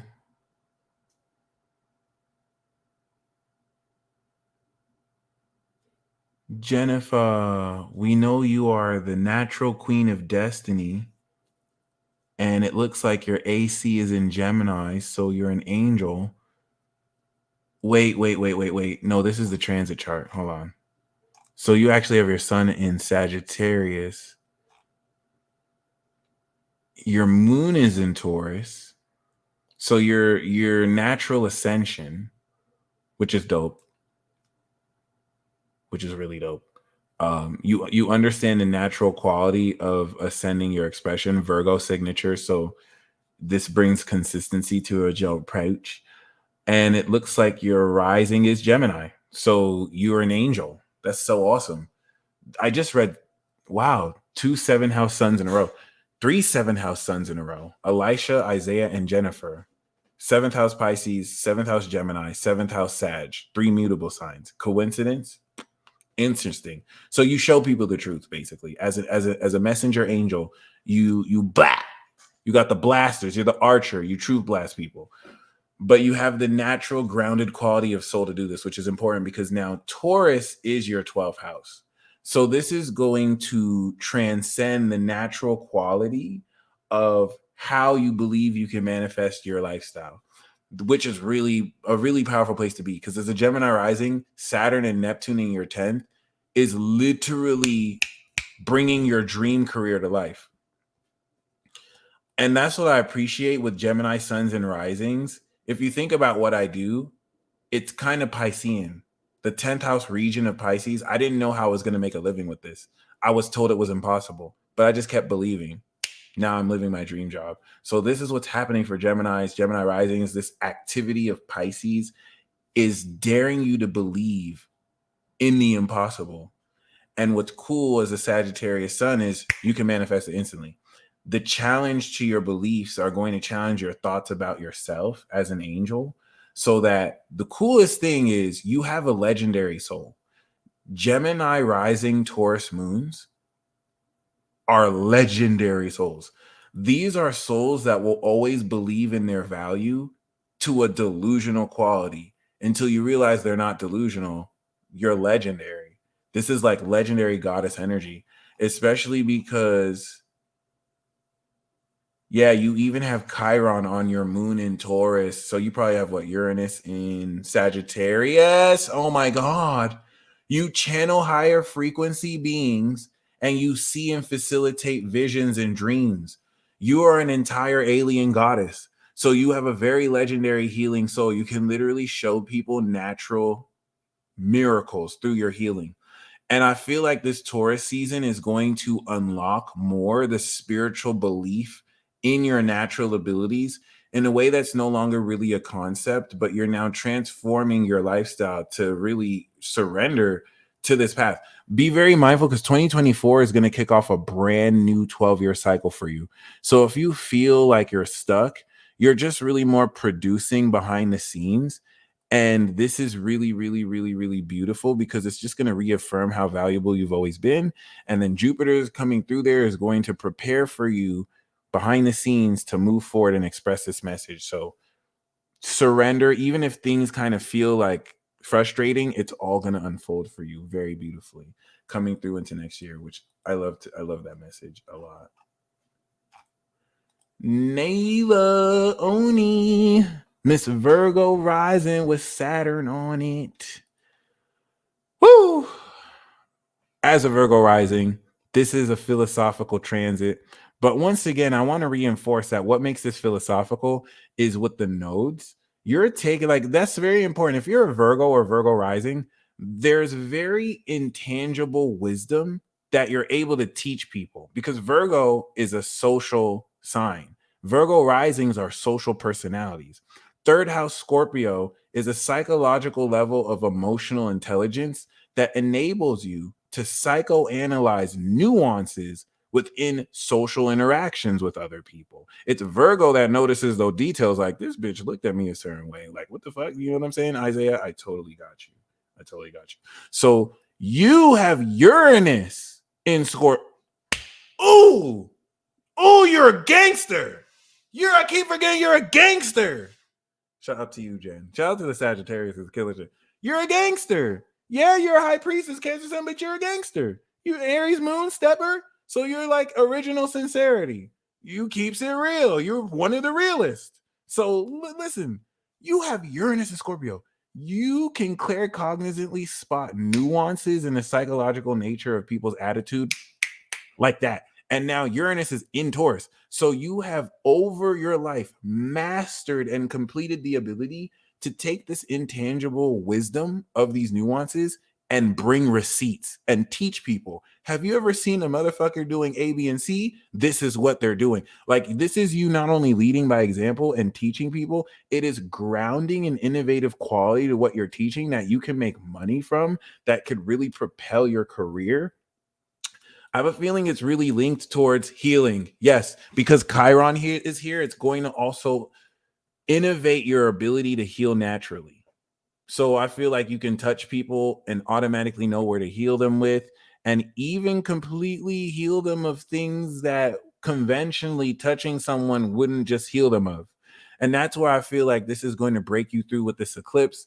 That's going to bring a controversial element of this to where, you healed someone of cancer because you just willed it. All right. Which is very controversial to even assert. But this is something very unconventional about what you're ready to translate between the attitude and social or transformative approach towards using your emotional intelligence to naturally teach people, right? Innovative ways of how to really spot this through, especially in body language. All right, y'all. I hope you enjoyed this report. Okay. This was definitely very extraordinary. Once again, for those of you who are Infinity Club members, you will have access to this replay.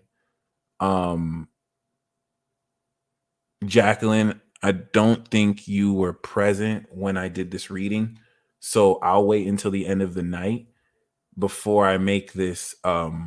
I'm going to wait until tomorrow to make this exclusive for Infinity Club. So thank you guys. I hope you enjoy this Taurus season. Embrace the promised land. And remember, you're an infinity heir and everything in your life is perfect. Peace. Yay.